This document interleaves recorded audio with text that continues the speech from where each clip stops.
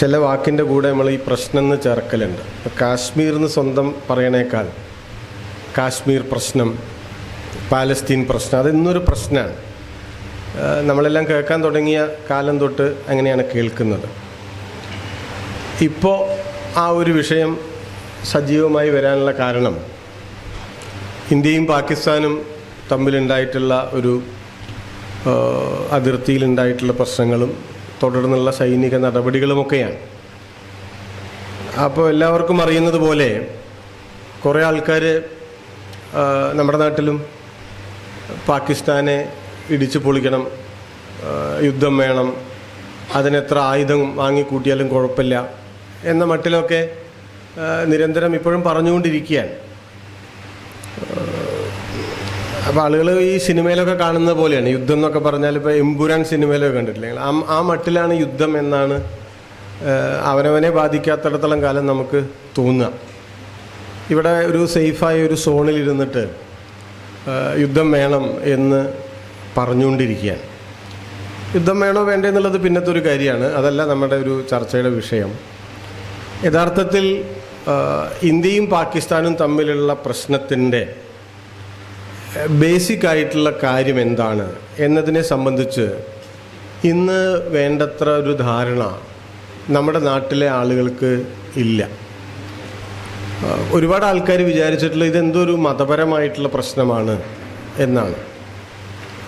അപ്പോൾ ഒരു ക്ലാരിറ്റിക്ക് വേണ്ടി നമ്മൾ ആദ്യമേ മനസ്സിലാക്കേണ്ട ഒരു കാര്യം, ഈ രണ്ട് രാജ്യങ്ങളുടെ ഇടയിൽ ഹിന്ദുവാണോ മുസ്ലിമാണോ കേമം എന്ന ചോദ്യത്തെ സംബന്ധിച്ചൊരു തർക്കം നിലനിൽക്കുന്നില്ല. അങ്ങനെ ഒരു തർക്കമില്ല. തർക്കം തുടങ്ങിയിട്ട് 10-75 കൊല്ലത്തിലും മീതെയായി. അതിന് ശാശ്വതമായിട്ടുള്ളൊരു പരിഹാരം നമുക്ക് ഇന്ന് വരെ കാണാൻ സാധിച്ചിട്ടില്ല.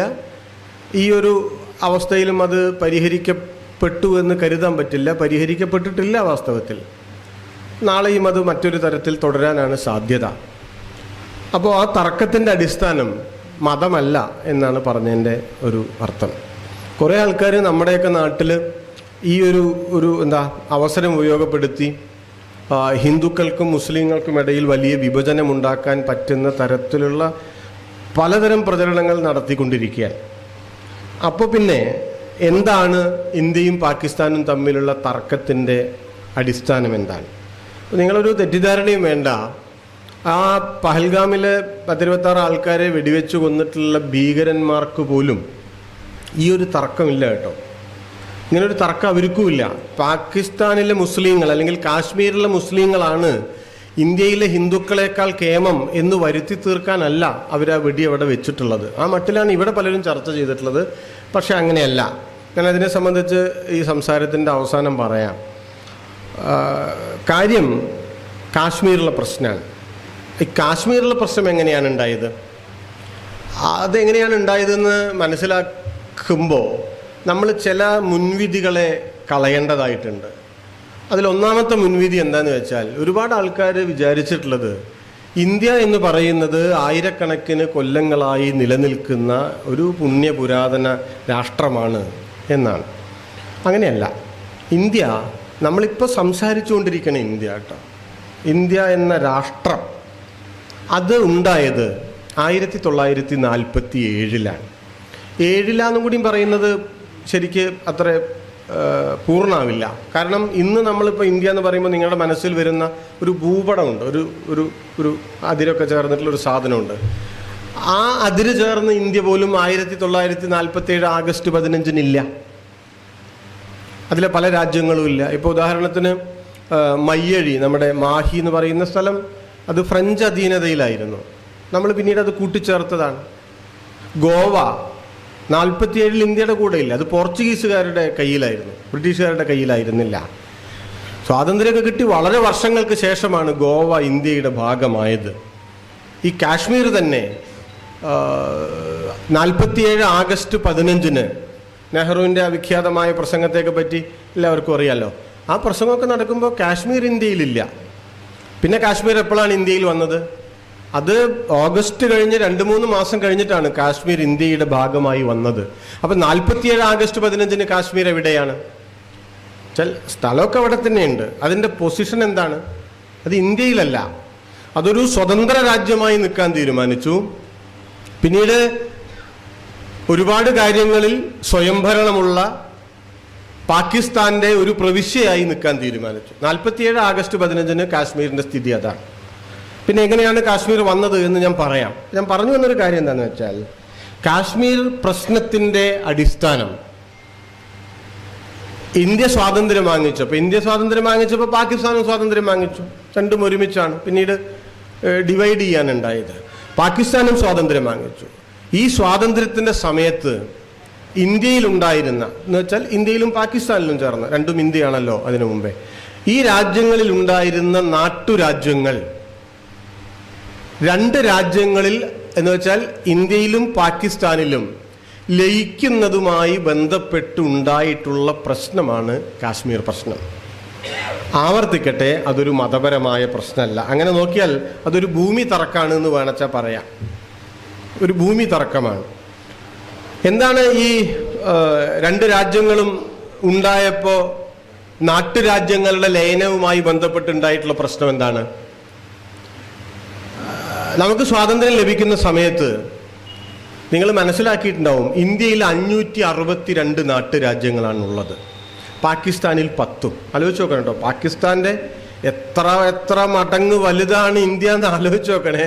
ഇപ്പോൾ കുറേ ആൾക്കാർ ഇന്ത്യയും പാകിസ്ഥാനും ഒന്ന് മുട്ടിയിട്ടൊന്ന് നോക്കട്ടെ, എന്നിട്ട് ആരാ ജയിക്കാന്ന് കാണട്ടെ എന്നുള്ള മട്ടിലൊക്കെ നോക്കൂ. ഇന്ത്യയും പാകിസ്ഥാനും തമ്മിലൊന്നും ഒരു കമ്പാരിസണേ ഇല്ല.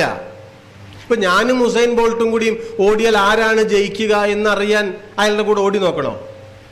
ഞാനും അങ്ങോരും തമ്മിൽ 100 മീറ്റർ ഓട്ട മത്സരത്തിൽ ഒരു കമ്പാരിസണേ ഇല്ലാത്ത സ്ഥിതിക്ക് അയാൾ എൻ്റെ കൂടെ ഓടിയിട്ട് അയാൾ 100 മീറ്റർ എത്തുമ്പോൾ ഞാൻ 20 മീറ്റർ എത്തിയിട്ട് നിങ്ങൾ എന്നെ കളിയാക്കിയിട്ട് വല്ല കാര്യമുണ്ടോ?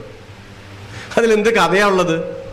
ഇപ്പൊ തീരുമാനമായിട്ടില്ല. എന്താ? ഞങ്ങൾ തമ്മിൽ ഓടിയിട്ടില്ല. അതുകൊണ്ട് എന്താണ്? അതിൽ തീരുമാനമൊന്നും ആവാനില്ല എന്നതുപോലെയാണ്. ഇന്ത്യയായിട്ടൊരു കമ്പാരിസണും പാകിസ്ഥാനില്ല. ഒരു തരത്തിലും ഇന്ത്യയുമായിട്ട് കോമ്പീറ്റ് ചെയ്യാൻ പാകിസ്ഥാന് സാധ്യമല്ല. അതുകൊണ്ട് യുദ്ധമൊന്നും ഉണ്ടാവേണ്ട കാര്യമില്ല.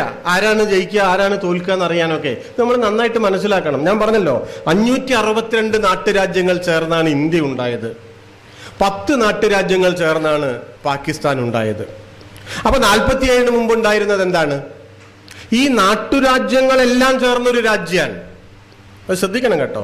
നാട്ടുരാജ്യങ്ങളെല്ലാം ചേർന്നൊരു രാജ്യമാണ്. ആ രാജ്യത്തിനെ ഇപ്പൊ നമ്മൾ ഇന്ത്യ എന്ന് വിളിക്കാൻ, ആ നാട്ടുരാജ്യങ്ങളെല്ലാം ചേർന്നൊരു രാജ്യം എങ്ങനെയാണ് ഉണ്ടായത്? അത് ബ്രിട്ടീഷുകാരുടെ ഭരണകാലത്ത് ഉണ്ടായതാണ്. ഒന്ന് ബ്രിട്ടീഷ് ഭരണം, 2 ബ്രിട്ടീഷ് വിരുദ്ധ സമരം. യഥാർത്ഥത്തിൽ ഈ 2 കാര്യങ്ങളാണ് ഇന്ത്യ എന്ന് ഇന്ന് നമ്മൾ പറയുന്ന ഈ ഒരു സങ്കല്പനത്തെ ഉണ്ടാക്കിയത്. അതിനു മുമ്പോ ഒരു 250 കൊല്ലം മുമ്പേ പൂക്കോട്ടാവ് എവിടെയായിരുന്നു? ഇന്ത്യയിലൊന്നും ആയിരുന്നില്ല. ഒരു സംശയം വിചാരിക്കണ്ട കേട്ടോ, ഇന്ത്യയിലായിരുന്നില്ല. നമ്മളങ്ങനെ കൊച്ചു രാജ്യങ്ങളായിരുന്നു. ഈ രാജ്യങ്ങൾ പരസ്പരം എന്തായിരുന്നു? അവർ പരസ്പരം മത്സരിക്കുകയായിരുന്നു, അവർ ആക്രമിക്കുകയായിരുന്നു. ഞാൻ എല്ലായ്പ്പോഴും പറയാറുള്ളൊരു ഉദാഹരണമുണ്ട്. ആ ഉദാഹരണം കൂടി ഞാൻ നിങ്ങളോടൊന്ന് സൂചിപ്പിക്കാം. അത് ഇപ്പോൾ കേരളത്തിന്റെ മുഖ്യമന്ത്രി പിണറായി വിജയനാണ്, നമുക്കറിയാലോ. അദ്ദേഹം മുഖ്യമന്ത്രിമാരുടെ ഒരു യോഗം ഡൽഹിയിൽ നരേന്ദ്രമോദി വിളിക്കുകയാണ് വിചാരിക്കുക, പ്രധാനമന്ത്രി വിളിക്കാൻ. പിണറായി അതിൽ പങ്കെടുക്കും. പിണറായി പങ്കെടുക്കുമ്പോൾ അദ്ദേഹത്തിന്റെ ഒരു സ്റ്റേറ്റസ് എന്താണ്? അവിടെ എന്താണ്? കേരളത്തിന്റെ മുഖ്യമന്ത്രി. അപ്പൊ കേരളത്തിന്റെ മുഖ്യമന്ത്രി എന്തിനാണ് അങ്ങോട്ട് പോകുന്നത്? കേരളം ഇന്ത്യയിലായതുകൊണ്ട്, ഇന്ത്യയിൽ ഒരു സ്റ്റേറ്റ് ആയതുകൊണ്ട്. ഇതേ കാരണം കൊണ്ടാണ് സ്റ്റാലിനും വരിക. തമിഴ്നാട്, തെലങ്കാനയിലെയും ആന്ധ്രയിലെയും മധ്യപ്രദേശിലെയും UP-യിലെയും ഒക്കെ മുഖ്യമന്ത്രിമാർ ഇതേ കാരണം കൊണ്ടാണ് വരിക. ഞങ്ങൾ ഇവിടുത്തെ മുഖ്യമന്ത്രിയാണ്, പക്ഷേ ഈ സംസ്ഥാനം ഇന്ത്യയുടെ ഇന്ത്യയിലെ ഒരു സ്റ്റേറ്റാണ്. ഈ ധാരണ കൊണ്ടാണ് പോവുക. നിങ്ങളൊരു 200 കൊല്ലം മുമ്പത്തെ ഒരു കാര്യം ആലോചിച്ച് നോക്കൂ. 200 കൊല്ലം മുമ്പത്തെ നമ്മൾ ഇന്ന് ഇന്ത്യ എന്ന് വിളിച്ചുകൊണ്ടിരിക്കുന്ന ഒരു പ്രദേശത്തെ, അല്ലെങ്കിൽ ഈ പ്രദേശത്തെ ഈ നാട്ടുരാജ്യങ്ങളുടെ സ്വാതി തിരുനാളിന്റെ ഒരു കാര്യം എടുത്തു നോക്കൂ. അദ്ദേഹം എന്താ അദ്ദേഹത്തെ പറ്റി കരുതിയിട്ടുണ്ടാവുക? ഞാൻ തിരുവിതാംകൂറിലെ രാജാവാണ്. ഓക്കെ, അത് ശരിയാണ്. തിരുവിതാംകൂറോ? എന്നെങ്കിലും സ്വാതി തിരുനാൾ കരുതി കാണുമോ തിരുവിതാംകൂർ ഇന്ത്യയിലെ ഒരു ഭാഗമാണെന്ന്? ഇല്ല. ഇപ്പൊ നമ്മുടെ സാമൂതിരി കരുതി കാണുമോ? ഇല്ല. പിന്നെ അല്ലെങ്കിൽ കൊച്ചി രാജാവ് കരുതി കാണുമോ? ഇല്ല. ഹൈദരാബാദിലെ നൈസാം, നിങ്ങൾ 100 രാജ്യങ്ങൾ എടുത്തോളൂ, അവരൊന്നും കരുതി കാണില്ല. എന്തുകൊണ്ട് കരുതി കാണില്ല? അത് ബുദ്ധിയില്ലാഞ്ഞിട്ടല്ല. അങ്ങനെ കരുതാൻ സ്വാതി തിരുനാളിന് ഞാൻ തിരുവിതാംകൂറിലെ രാജാവാണ് എന്നും തിരുവിതാംകൂർ ഇന്ത്യയിലെ ഒരു പ്രൊവിൻസാണ്, പ്രവിശ്യയാണ്, ചിലപ്പോൾ സംസ്ഥാനം എന്നുള്ള വാക്ക് ഉണ്ടാവില്ല, വേണ്ട, ഒരു പ്രവിശ്യയാണ് എന്നും കരുതാവുന്ന അവസ്ഥയിൽ ഒരു ഇന്ത്യ ഉണ്ടായിരുന്നില്ല. ഈ നാട്ടുരാജ്യങ്ങളാണ് ഉണ്ടായിരുന്നത്. അതുകൊണ്ടാണ് ബ്രിട്ടീഷുകാർ വന്നപ്പോൾ ഇവിടെ എന്താ ഉണ്ടായത്? ഇപ്പോൾ നമ്മൾ പഴശ്ശി രാജാവിനെ പറ്റി പറയുന്നില്ലേ, പഴശ്ശിയുടെ അവസാനത്തെ യുദ്ധങ്ങളെല്ലാം കേമായിരുന്നു. പഴശ്ശി രാജാവ് ബ്രിട്ടീഷുകാരുടെ കൂടെ കൂടിയാളാണ്. ബ്രിട്ടീഷുകാരുടെ കൂടെ കൂടിയിട്ടുള്ള അദ്ദേഹത്തിന്റെ ശത്രു ബ്രിട്ടീഷുകാരായിരുന്നില്ല, ടിപ്പു സുൽത്താൻ അദ്ദേഹത്തിന്റെ ശത്രുവായിരുന്നു. കാരണം അദ്ദേഹത്തിൻ്റെത് ഒരു രാജ്യമാണ്, ടിപ്പുവിൻ്റെത് വേറൊരു രാജ്യമാണ്. ടിപ്പുവും പഴശ്ശിയും സുഹൃത്തുക്കളായിരുന്നില്ല. ഞങ്ങൾ ഇന്ത്യക്കാർ എന്ന് പറഞ്ഞിട്ട് എന്നാ അവിടെ വേറൊരു രാജ്യത്ത് നിന്ന് വന്ന ബ്രിട്ടീഷുകാർക്കെതിരെ ഉണ്ടായിട്ടില്ല. ഇപ്പൊ മറാത്തര്, സംഘപരിവാറെല്ലാം ഇങ്ങനെ കൊണ്ടു നടക്കുന്ന മറാത്തര് അവരെന്താ ചെയ്തത്? ഞാനതൊരു കുറ്റമായിട്ട് പറയല്ല, അവർക്ക് തോന്നിയിട്ടില്ല അവർ ഇന്ത്യയുടെ ഭാഗമാണ് എന്ന്. കാരണം ബുദ്ധി ഇല്ലാഞ്ഞിട്ടല്ല, അങ്ങനെ തോന്നാനൊരു ഇന്ത്യ ഉണ്ടായിരുന്നില്ല. ഞാൻ സൂചിപ്പിച്ചു വന്നത്, ആ ഇന്ത്യ ഉണ്ടാകാൻ തുടങ്ങിയിട്ടൊരു 150 പരമാവധി ഒരു 200 കൊല്ലത്തിന്റെ ഇപ്പുറമാണ്. ഒന്ന് ബ്രിട്ടീഷുകാരുടെ നയങ്ങൾ ഇന്ത്യയെ ഏകോപിപ്പിച്ചു, റെയിൽവേ, കമ്പിത്തപാൽ പോലെയുള്ള നയങ്ങൾ ഇന്ത്യയെ ഏകോപിപ്പിച്ചു, ഒരു കാര്യം. രണ്ട് ബ്രിട്ടീഷുകാർക്കെതിരായിട്ടുള്ള സമരം ഇന്ത്യയെ ഏകോപിപ്പിച്ചു. അതൊരു ഒരു വൈരുദ്ധ്യമാണ്, ചരിത്രത്തിൽ സംഭവിക്കാനിടയുള്ള വൈരുദ്ധ്യമാണ്. അത് ബ്രിട്ടീഷുകാർ ആഗ്രഹിച്ചതല്ല, പക്ഷെ അത് സംഭവിച്ചതാണ്. അപ്പൊ ഈ രണ്ട് കാര്യങ്ങളുമാണ് യഥാർത്ഥത്തിൽ ഇന്ത്യ എന്ന ഒരു രാഷ്ട്ര സങ്കല്പത്തെ ഉണ്ടാക്കിയത്. ആ സങ്കല്പത്തിന് പരമാവധി ഒരു 200 വർഷത്തെ ആയുസ്സേ ഉള്ളൂ. അപ്പൊ അതിനു മുമ്പേ ഈ പ്രദേശമുണ്ട്. ചിലരതിനെ ഇന്ത്യ എന്ന് വിളിച്ചിട്ടുണ്ട്, ചിലർ ഭാരതം എന്ന് വിളിച്ചിട്ടുണ്ട്, ചിലത് മറ്റു പല രാജ്യങ്ങൾ പേരുകൾ വിളിച്ചിട്ടുണ്ട്. ഇന്നത്തെ ഈ ഇന്ത്യയല്ല. ഇത് നമ്മൾ നന്നായിട്ട് മനസ്സിലാക്കി പോകണം. അപ്പോൾ ഈ ഒരു ഇന്ത്യ 47 ഉണ്ടാവുമ്പോൾ ഞാൻ പറഞ്ഞല്ലോ, പിന്നെ നാട്ടുരാജ്യങ്ങൾ എവിടെയാണ് നിൽക്കേണ്ടത്. അപ്പോൾ 1940 ശേഷം ഇന്ത്യ സ്വാതന്ത്ര്യം വാങ്ങിക്കുകയാണ്, ബ്രിട്ടീഷുകാർ പോവാണ് എന്നുള്ള ചർച്ച ഇങ്ങനെ ആരംഭിച്ചു. സ്വാഭാവികമായിട്ടും അങ്ങനെ ബ്രിട്ടീഷുകാർ പോയാൽ ഇന്ത്യ എങ്ങനെയായിരിക്കും, അങ്ങനെയാണല്ലോ നമ്മൾ നേരത്തെ കൂട്ടിയിട്ട് അതിന്റെ ആലോചനകൾ തുടങ്ങും. അല്ലാണ്ട് ആഗസ്റ്റ് 15 രാവിലെ അല്ലെങ്കിൽ 14 രാവിലെ അല്ല ഇന്ത്യയെ പറ്റിയിട്ടുള്ള ആലോചന വന്നത്. അതിനു മുന്നേ തന്നെ ബ്രിട്ടീഷുകാർ വിട്ടുപോയാൽ ഉണ്ടാകുന്ന ഇന്ത്യ എത്തരത്തിലുള്ള ഇന്ത്യ ആയിരിക്കണം എന്നതിനെ പറ്റിയിട്ടുള്ള വലിയ ചർച്ചകൾ നടന്നു. ഞാനിപ്പോൾ ആ ചർച്ചകൾ ഇന്നത്തെ ഒരു വിഷയത്തിന്റെ ഭാഗമല്ലാത്തതുകൊണ്ട് അത് സൂചിപ്പിക്കല്ല, അത് നടന്നു എന്ന് പറയുകയാണ്. അങ്ങനെ നടന്നപ്പോൾ ഒറ്റ കാര്യം അതിൽ പിന്നെ പ്രാധാന്യമുള്ളതാണെന്ന് തോന്നണോണ്ട് ഞാൻ പറയുകയാണ്. അത് കാശ്മീർ വിഷയമായിട്ട് ബന്ധപ്പെട്ടതല്ല, പക്ഷേ കമ്മ്യൂണിസ്റ്റ് പാർട്ടിയായിട്ട് ബന്ധപ്പെട്ടതാണ് എന്നുള്ളതുകൊണ്ട് പറയുകയാണ്. അതെന്താണെന്ന് വെച്ചാൽ, ഇപ്പോൾ പാർട്ടിയെ പറ്റി എപ്പോഴും ഇങ്ങനെ പറയും, നിങ്ങൾക്ക് 47 സ്വാതന്ത്ര്യം കിട്ടിയപ്പോൾ ഇത് കിട്ടിയില്ല എന്ന് പറഞ്ഞ ആൾക്കാരല്ല. ഞാനിപ്പോൾ ഇന്നത്തെ ഈ വിഷയം എഴുതിയപ്പോൾ അതിൻ്റെ ഇടയിൽ ഒരുത്തം വന്ന് കമൻറ്റ് ചെയ്തിരുന്നു, നിങ്ങൾ 75 കൊല്ലമായിട്ട് നിങ്ങൾക്ക് സ്വാതന്ത്ര്യം കിട്ടിയിട്ടില്ല എന്നാണ് നിങ്ങൾ പറഞ്ഞുകൊണ്ടിരിക്കുന്നത്, പിന്നെ നിങ്ങൾക്ക് എന്ത് കാശ്മീരാണ് വെച്ചെന്ന് ഈ മട്ടിൽ പറയും. പിന്നെ സ്വാതന്ത്ര്യം വേണ്ടത്ര കിട്ടിയിട്ടില്ല എന്നൊക്കെ പറഞ്ഞവരല്ലേ 47 നിങ്ങൾ എന്ന് പറയുമ്പോൾ ചിലപ്പോൾ നമ്മുടെ ആൾക്കാരൊന്ന് പരിഭ്രമിക്കും. ഞങ്ങൾ അങ്ങനെയൊന്നല്ല പറഞ്ഞെന്നൊക്കെ പറഞ്ഞിട്ട് മനസ്സിലാക്കേണ്ട ഒരു കാര്യം, ഈ ഒരു 1930 ശേഷം തന്നെ ഭാവിയിലെ ഇന്ത്യയെ പറ്റിയിട്ടുള്ള ചർച്ചകൾ ഉണ്ടായി തുടങ്ങി. അപ്പോൾ ദേശീയ പ്രസ്ഥാനം എന്ന് പറയുന്നത് അതൊരു മൂവ്മെൻ്റാണ്. ഒരുപാട് പാർട്ടികളെല്ലാം ചേർന്നിട്ടുള്ള ഒരു മൂവ്മെൻറ്റിനെയാണ് നമ്മൾ ദേശീയ പ്രസ്ഥാനം എന്ന് പറയാം.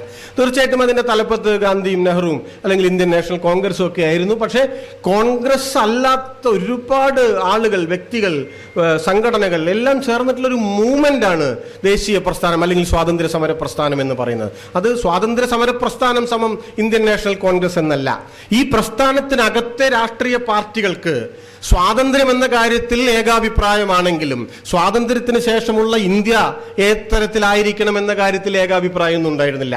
പലതരം അഭിപ്രായങ്ങളായിരുന്നു. അതിൽ നിർണായകമായിട്ടുള്ള 2 അഭിപ്രായങ്ങൾ അല്ലെങ്കിൽ 2 തർക്കങ്ങൾ എന്ന് വേണമെച്ചാൽ പറയാം, 2 വാദങ്ങൾ, 2 ആശയങ്ങൾ. ഒന്ന് ഹിന്ദു ഇന്ത്യയും രണ്ടാമത്തേത് ഡെമോക്രാറ്റിക് സെക്യുലർ ഇന്ത്യയുമായിരുന്നു. ഹിന്ദു ഇന്ത്യയുടെ ആളുകൾക്ക് ഈ മൂവ്മെന്റിനകത്ത് ഒരു പങ്കുമില്ല കേട്ടോ. അവർ ഈ മൂവ്മെന്റിന് വെളിയിലുള്ളവരാണ്. ദേശീയ പ്രസ്ഥാനം എന്ന മൂവ്മെന്റിന് വെളിയിലുള്ളവരായിരുന്നു വാസ്തവത്തിൽ ഹിന്ദു ഇന്ത്യയുടെ ആളുകൾ. എന്നാലും അതിന്റെ വെളിയിൽ നിന്നുകൊണ്ട് അവർ ഈ ചർച്ച ഉന്നയിച്ചു, ബ്രിട്ടീഷുകാർ പോയാൽ ഇന്ത്യ എങ്ങനെയായിരിക്കണം. അപ്പൊ അവരൊരു ഒരു ഒരു നരേഷൻ മുന്നോട്ട് വെച്ചു, ഒരു സങ്കല്പം മുന്നോട്ട് വെച്ചു. അത് ഹിന്ദു ഇന്ത്യ എന്നുള്ളതാണ്. ഞാനത് എങ്ങനെയെന്ന് വിശദീകരിക്കില്ല. അത് ഹിന്ദു ഇന്ത്യയാണ്, ഹിന്ദുക്കളുടെ രാജ്യമാണ്, ഇത് പുണ്യപുരാതന ഭൂമിയാണ്, അതാണ് ഇതാണ്, അതുകൊണ്ട് ഹിന്ദു ഇന്ത്യ. അതാണ് ഒരു കാര്യം. ദേശീയ പ്രസ്ഥാനം മുന്നോട്ട് വെച്ചത് എന്താണ്? Federal India, democratic India, secular India. അതിന്റെ ഒരു അംബാസഡർ ആയിരുന്നു ഗാന്ധിജി. അതാണ് എന്തുകൊണ്ടാണ് ഗാന്ധിജി ഇന്ത്യയുടെ രാഷ്ട്രപിതാവായത് എന്ന് ആലോചിച്ച് നോക്കൂ. ഇപ്പൊ സംഘപരിവാറൊക്കെ പറയാ 2000-3000 കൊല്ലായിട്ട് ഇന്ത്യ ഉണ്ട് എന്നാണ്. 3000 കൊല്ലായിട്ട് ഇന്ത്യ ഉണ്ടെങ്കിൽ ആ ഇന്ത്യയുടെ പിതാവായിട്ട് എന്തുകൊണ്ടാണ് 100 കൊല്ലം മുമ്പ് ജീവിച്ച ഒരു മനുഷ്യനെ നമ്മൾ കണക്കാക്കുന്നത്? എന്തുകൊണ്ടാണ്? അങ്ങനെയാണെന്ന് വെച്ചാൽ പൃഥ്വിരാജ് ചൗഹാൻ അല്ലേ ഇന്ത്യയുടെ പിതാവ്? അല്ലെങ്കിൽ പിന്നെയും പിന്നാക്കം പോയ നിങ്ങൾ അശോകനെ പറയുന്നില്ലല്ലോ, വലിയ രാജാവായിരുന്നു, ചെറിയ ആളല്ല. അശോക ചക്രവർത്തി ചെറിയ ആളല്ല. പക്ഷെ ഇന്ത്യയുടെ പിതാവായി നിങ്ങൾ അശോകനെ കണക്കാക്കുന്നില്ല, ഈവൻ ബുദ്ധനെ പോലും കണക്കാക്കുന്നില്ല. അതെന്തുകൊണ്ടാണ് താരതമ്യേന ആധുനികനായ ഗാന്ധിയെ കണക്കാക്കുന്നത്? സിമ്പിളാണ് അതിന്റെ ഉത്തരം, സിമ്പിളാണ് ഉത്തരം. 1000 കൊല്ലം മുമ്പേ ജനിച്ചിട്ടുള്ള ഒരു കുട്ടിക്ക് 100 കൊല്ലം മുമ്പ് ഒരു അച്ഛൻ ഉണ്ടാവില്ലല്ലോ, ഉണ്ടാവില്ല. അതുപോലെ തന്നെയാണ് ഇന്ത്യ 1000 കൊല്ലം മുമ്പ് ഉണ്ടായിട്ടില്ല. നമ്മൾ ഈ പറഞ്ഞുകൊണ്ടിരിക്കുന്ന ഇന്ത്യ ഇപ്പൊ ഉണ്ടായ ഇന്ത്യയാണ്, അതൊരു ആധുനിക ഇന്ത്യയാണ്. ആ ആധുനിക ഇന്ത്യയെ സംബന്ധിച്ച സങ്കല്പം ഡെമോക്രാറ്റിക് സെക്യുലർ ഇന്ത്യ എന്നുള്ളതാണ്, ഫെഡറൽ ഇന്ത്യ എന്നുള്ളതാണ്. ആ ഇന്ത്യക്ക് ഒരു ലക്ഷ്യമുണ്ട്, വെറുതെ ഉണ്ടായതല്ല ഇന്ത്യ. ആ ഇന്ത്യക്ക് ഒരു ലക്ഷ്യമുണ്ട്. ആ ലക്ഷ്യം എന്താ? വെൽഫെയർ സ്റ്റേറ്റ് എന്നുള്ളതാണ്. ആ വെൽഫെയർ എന്ന് വെച്ചാൽ ക്ഷേമരാഷ്ട്രം എന്ന് പറയും മലയാളത്തിൽ.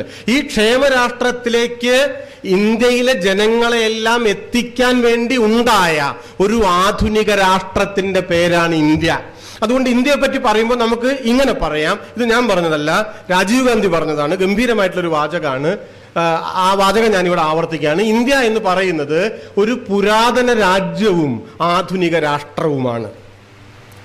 മാറിപ്പോരുത്, ഒരു പുരാതന രാജ്യവും ആധുനിക രാഷ്ട്രവുമാണ്. തീർച്ചയായിട്ടും പഴയതിന്റെ ബാക്കി തുടർച്ചയൊക്കെ ഉണ്ട്, പക്ഷെ ഇത് അതല്ല.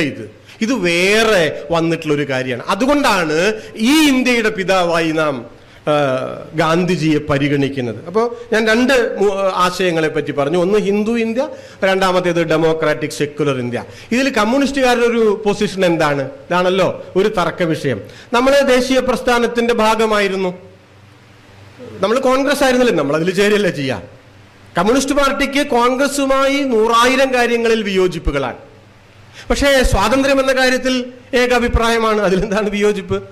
അതുകൊണ്ട് കമ്മ്യൂണിസ്റ്റ് പാർട്ടി സ്വാതന്ത്ര്യ സമരത്തിൽ പങ്കാളിയായി. പക്ഷേ തുടർന്ന് വരുന്ന ഇന്ത്യ എങ്ങനെയായിരിക്കണമെന്ന ചോദ്യത്തിൽ കമ്മ്യൂണിസ്റ്റ് പാർട്ടി ഒരു അഭിപ്രായം മുന്നോട്ട് വെച്ചു. ആ അഭിപ്രായം നമ്മുടെ ഒരു രാഷ്ട്ര സങ്കല്പം എന്ന് പറയും, അതിലൊരു മാറ്റവും ഇല്ല കേട്ടോ. അതുകൊണ്ട് നിങ്ങൾ സ്വാതന്ത്ര്യത്തെ പറ്റി അന്ന് അങ്ങനെ ചോദിച്ചില്ലേ പറഞ്ഞില്ലേ എന്നൊക്കെ പറഞ്ഞ് പളുങ്ങരുതേ. കമ്മ്യൂണിസ്റ്റ് പാർട്ടിയുടെ രാഷ്ട്ര സങ്കല്പം എന്ന് പറയുന്നത് തൊഴിലാളി വർഗ രാഷ്ട്രത്വം എന്നുള്ളതാണ്.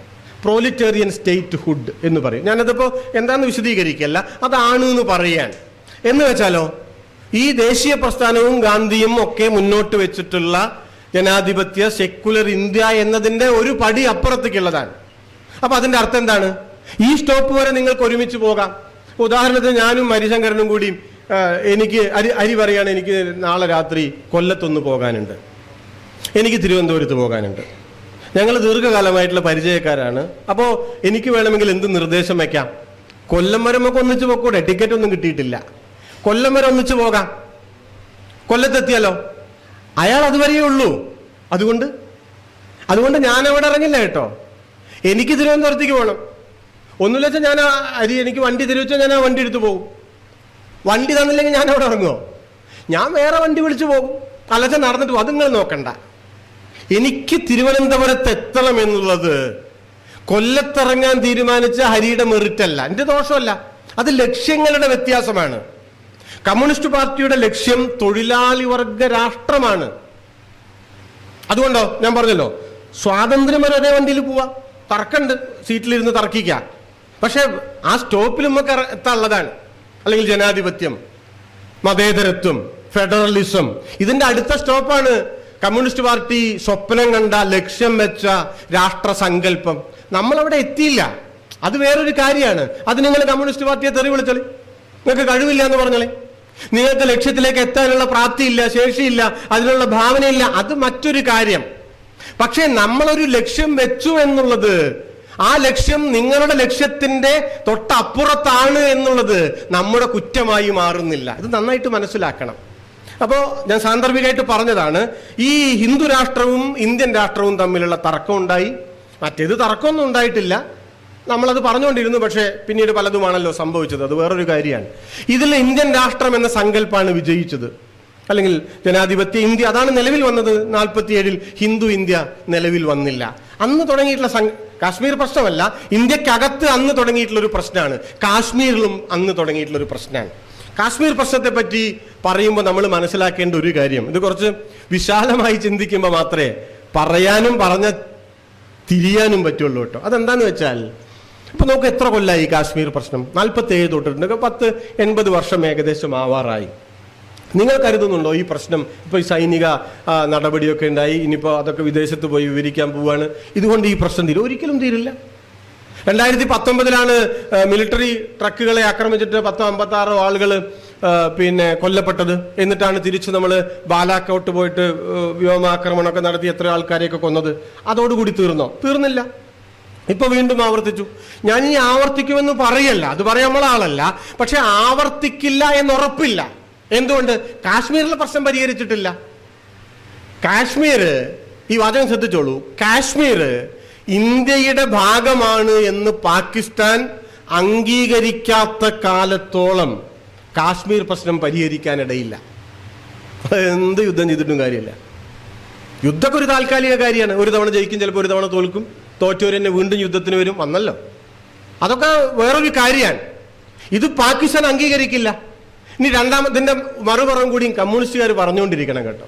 അതെന്താന്ന് വെച്ചാൽ, ഞാൻ പറഞ്ഞല്ലോ 47 ആഗസ്റ്റ് 15 പാകിസ്ഥാൻ ഇന്ത്യയുടെ കൂടെ അല്ല കാശ്മീർ.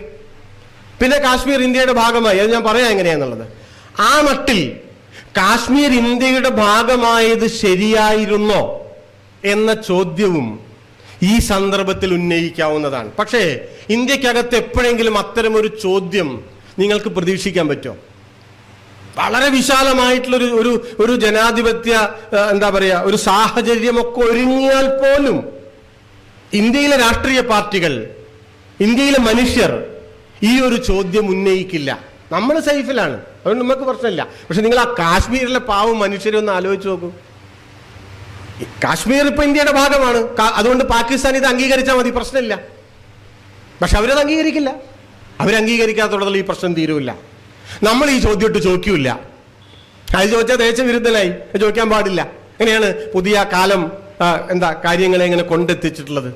അപ്പൊ അതുകൊണ്ട് ഇത്തരം ചോദ്യങ്ങൾ ജനങ്ങളുടെ മുന്നേ നമ്മൾ റേസ് ചെയ്തുകൊണ്ടിരിക്കണം.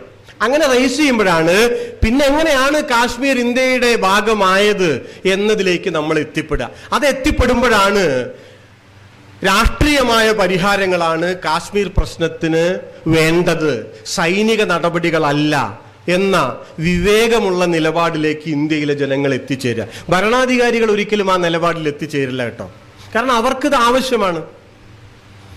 അത് ഇന്ത്യയിലെയും പാകിസ്ഥാനിലെയും സർക്കാരുകൾക്ക്, ഭരണാധികാരികൾക്ക് ഇന്ത്യക്കും പാകിസ്ഥാനും ഇടയിൽ ഒരു ടെൻഷൻ നിലനിൽക്കേണ്ടത് അവരുടെ ആവശ്യമാണ്. ഇപ്പൊ നോക്കൂ, നമ്മളെല്ലാം മറന്നില്ലേ? ഞാൻ സാന്ദർഭികമായിട്ട് ഒരു കാര്യം പറയാണ്. 2025-26 സാമ്പത്തിക വർഷത്തിലെ യൂണിയൻ ബഡ്ജറ്റിൽ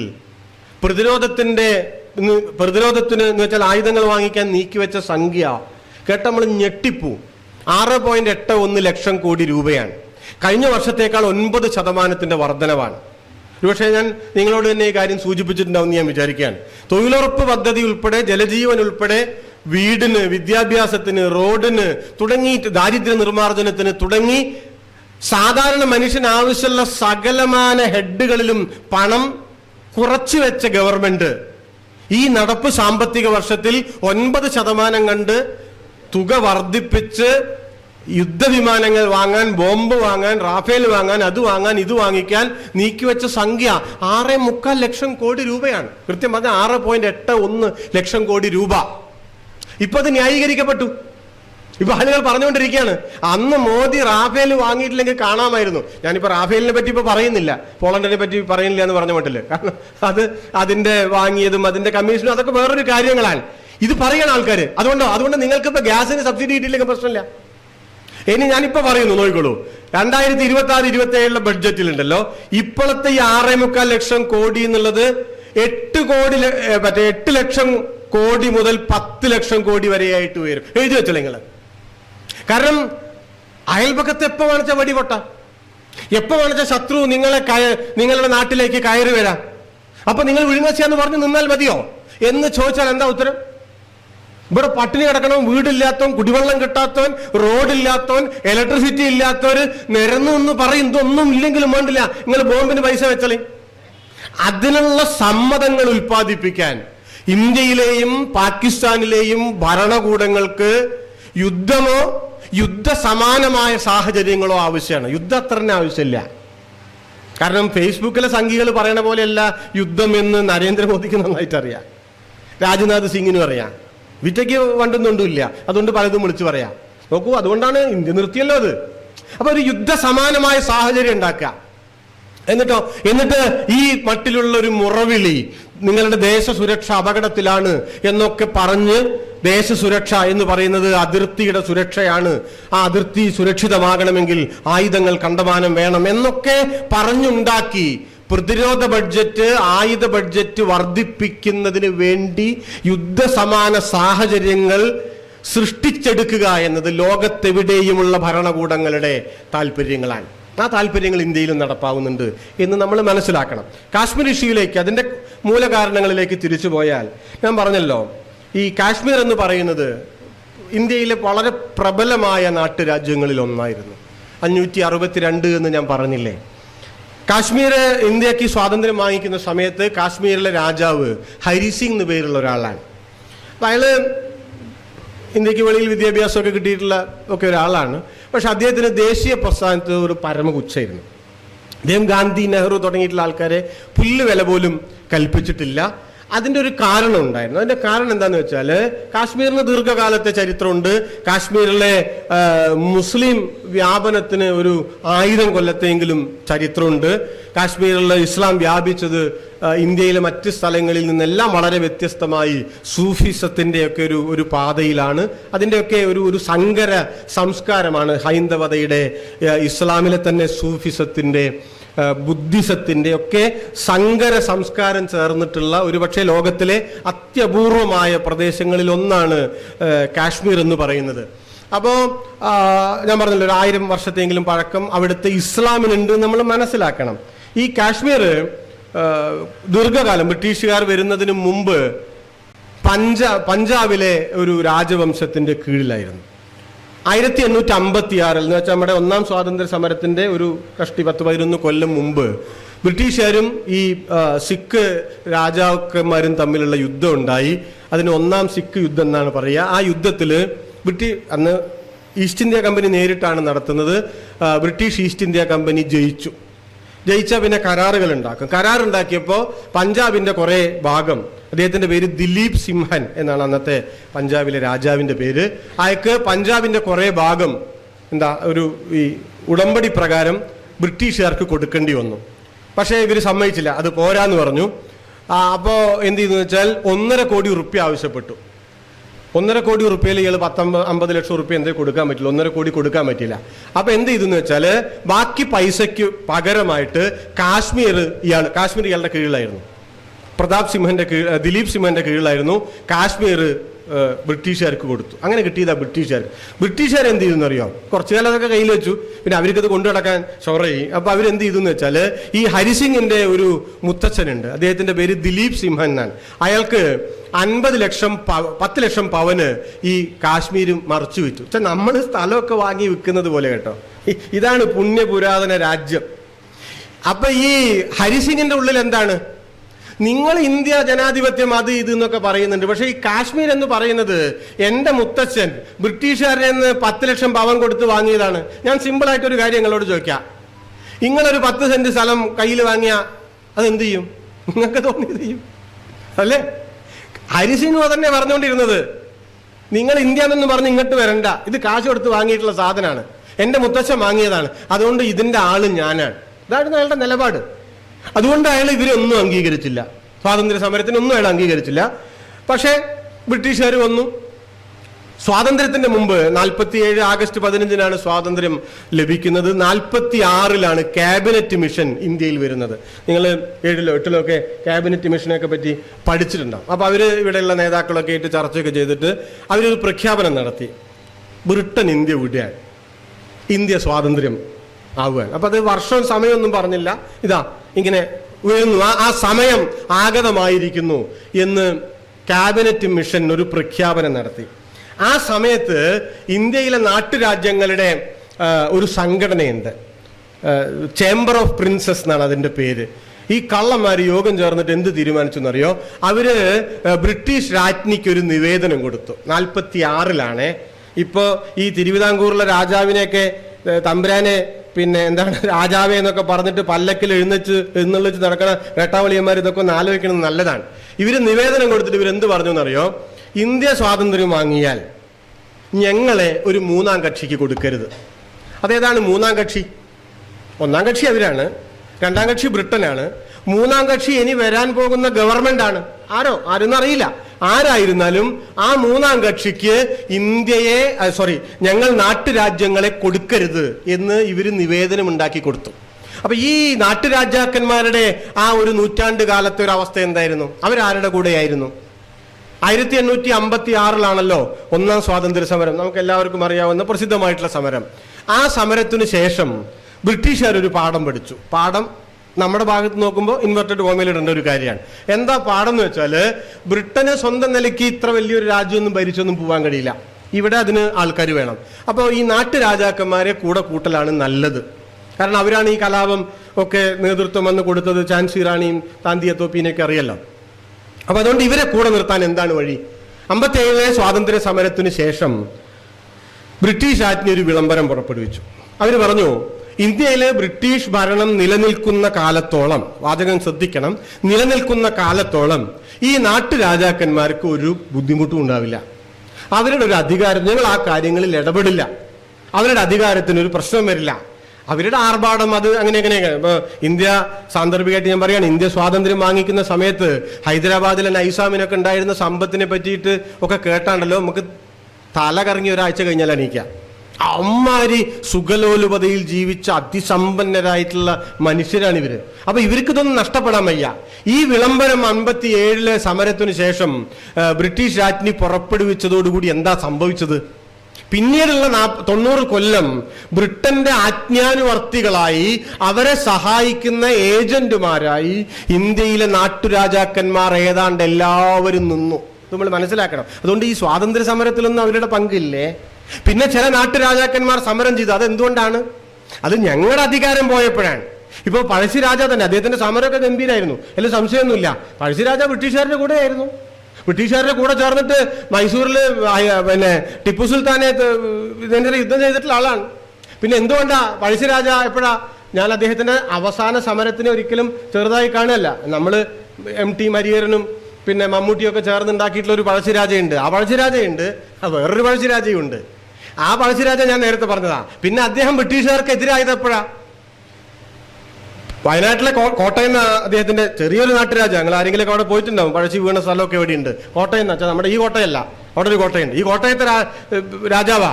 അപ്പൊ അദ്ദേഹത്തിന് ഈ ആളുകളുടെ നിന്ന് നികുതി പിരിക്കാനുള്ള അവകാശം എടുത്തു മാറ്റി ഈസ്റ്റ് ഇന്ത്യ കമ്പനി. അദ്ദേഹത്തിന്റെ അമ്മാവനെ ഏൽപ്പിച്ചു. അപ്പോഴാണ് തെറ്റിയത്. തെറ്റിയതിനു ശേഷം ഗംഭീരായിരുന്നു കേട്ടോ, അതിന് തർക്കമൊന്നുമില്ല.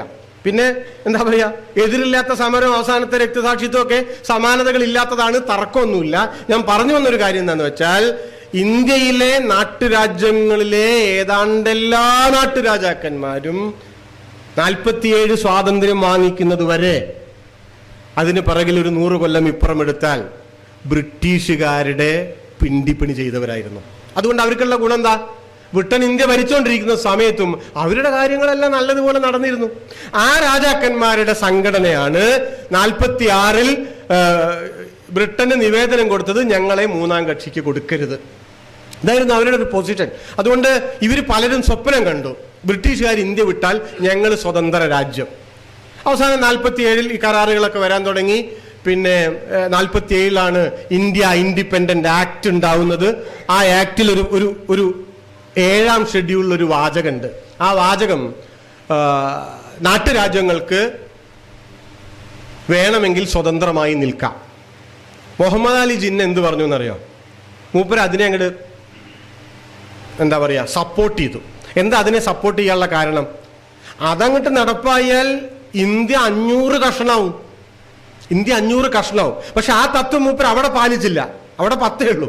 അവിടെ പാലിച്ചില്ല എന്ന് മാത്രമല്ല, അവിടെ പിന്നെ ബലൂചിസ്ഥാനിലെ ഒരു നവാബിനെ തോക്ക് ചൂണ്ടിയിട്ടാണ് പാകിസ്ഥാനിൽ ചേർത്തത്. പക്ഷെ ഇന്ത്യയുടെ കാര്യം വന്നപ്പോൾ മൂപ്പര് പറഞ്ഞു, ആ ഇൻഡിപെൻഡന്റ് ആക്ടിലെ 7ാം ഷെഡ്യൂൾ നടപ്പാക്കണം.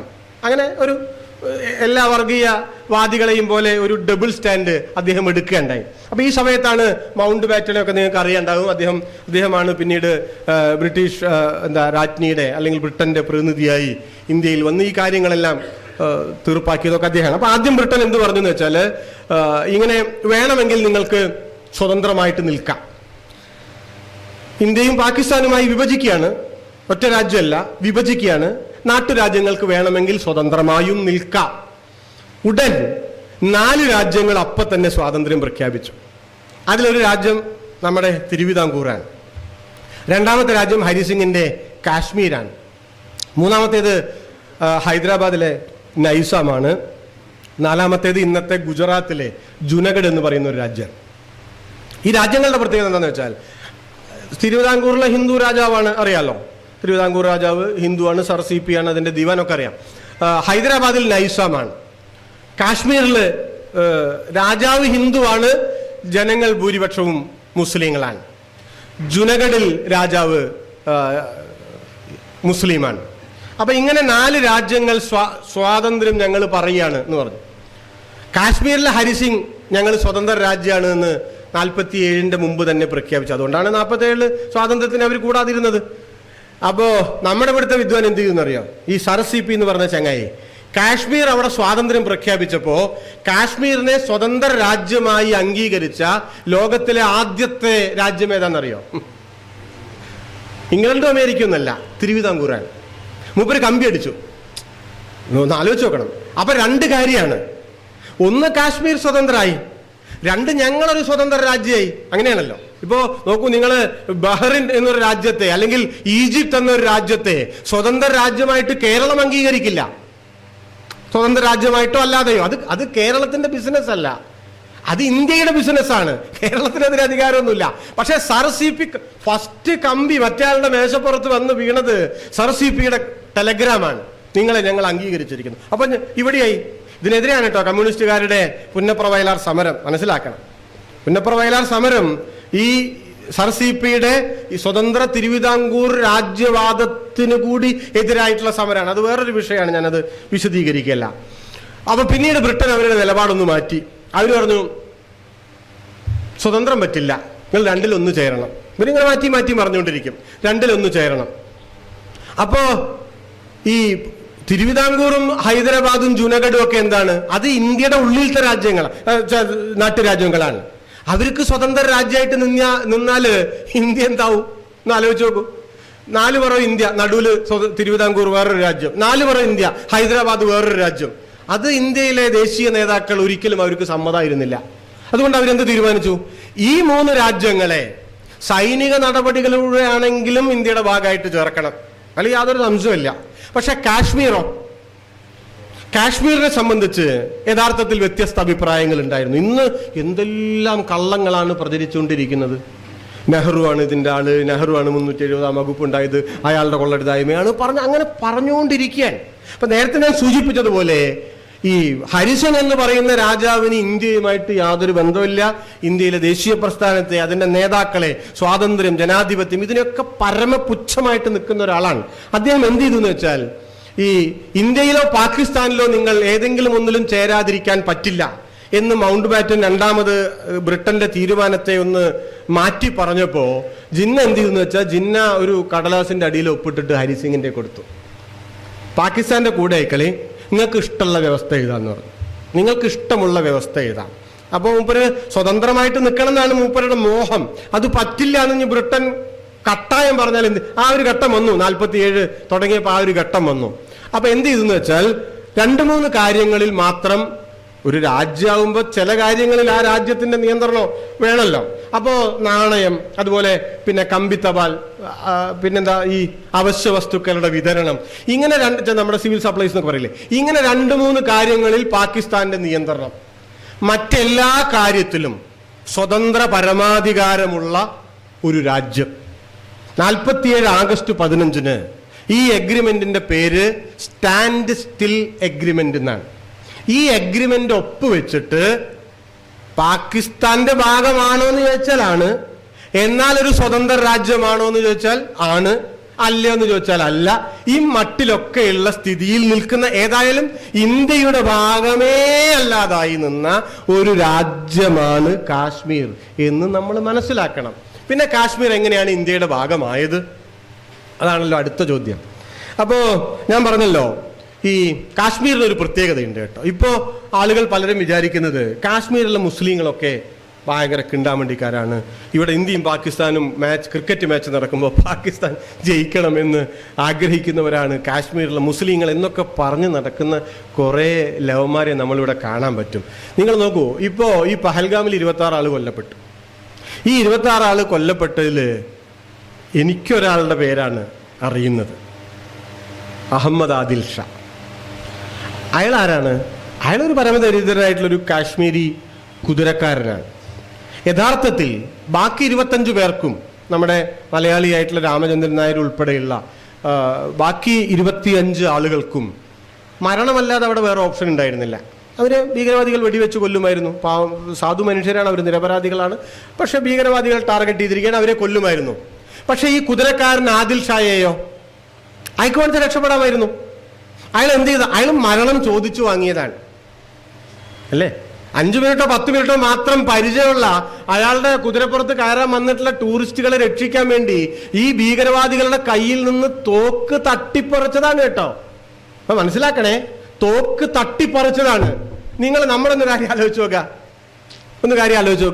ഇപ്പൊ ഇത് ഒരു 10-25 ഭീകരവാദികൾ ഈ റൂം അങ്ങോട്ട് കയറി പിടിച്ചിട്ട് യന്ത്രത്തോക്കും കാര്യങ്ങളൊക്കെ ആയിട്ട് വന്നു എന്ന് വിചാരിക്കുക. ഞാൻ എൻ്റെ കാര്യം പറയാം, നിങ്ങളുടെ കാര്യം പറയുന്നില്ല. നിങ്ങൾ ആരെങ്കിലും ഇപ്പോൾ വേണു മാഷെ ആരെങ്കിലും ബന്ദിയാക്കി വെച്ചു, ഞാൻ എന്ത് ചെയ്യുമായിരുന്നു എന്ന് ഞാനൊന്ന് ആലോചിക്കുന്നത് നല്ലതായിരിക്കും. നിങ്ങൾ എന്ത് ചെയ്യും? ആ ജനലിൽ കൂടെ കീഴ്പൊട്ടേക്ക് ചാടില്ലേ? ഞാനത് തെറ്റായിട്ട് പറയല്ല. അങ്ങനെ ചാടിയിട്ടുണ്ടെങ്കിൽ അതൊരു തെറ്റൊന്നുമല്ല, മനുഷ്യ സഹജമായ സ്വാഭാവികമായിട്ടുള്ള കാര്യമാണ്. അവനവൻ്റെ ജീവനല്ലേ, ആർക്കാ അതിൽ വിലയില്ലാത്തത്? ഇയാൾ എന്താ ചെയ്തത്? ഇയാൾ ആ തോക്ക് തട്ടിപ്പറിച്ച് അപ്പോഴാണ് അവർ വെടിവെച്ച, അതർവൈസ് അവർ വെടിവെക്കില്ലേണേ. യഥാർത്ഥത്തിൽ അതാണ് കാശ്മീരി മുസ്ലിമിന്റെ സത്ത എന്ന് പറയുന്നത് കേട്ടോ. ഇത് അവർ ഒരു വട്ടമല്ല പലവട്ടം തെളിയിച്ചതാണ്, പലവട്ടം. പിന്നെ സൗരവ് ഗാംഗുലി പറഞ്ഞത് കാശ്മീരിലെ മുസ്ലിങ്ങൾക്ക്, ഇപ്പൊ ഇന്ത്യയിലെ മുസ്ലിങ്ങൾക്കും ദിവസേന അവരുടെ രാജ്യസ്നേഹം തെളിയിക്കണം.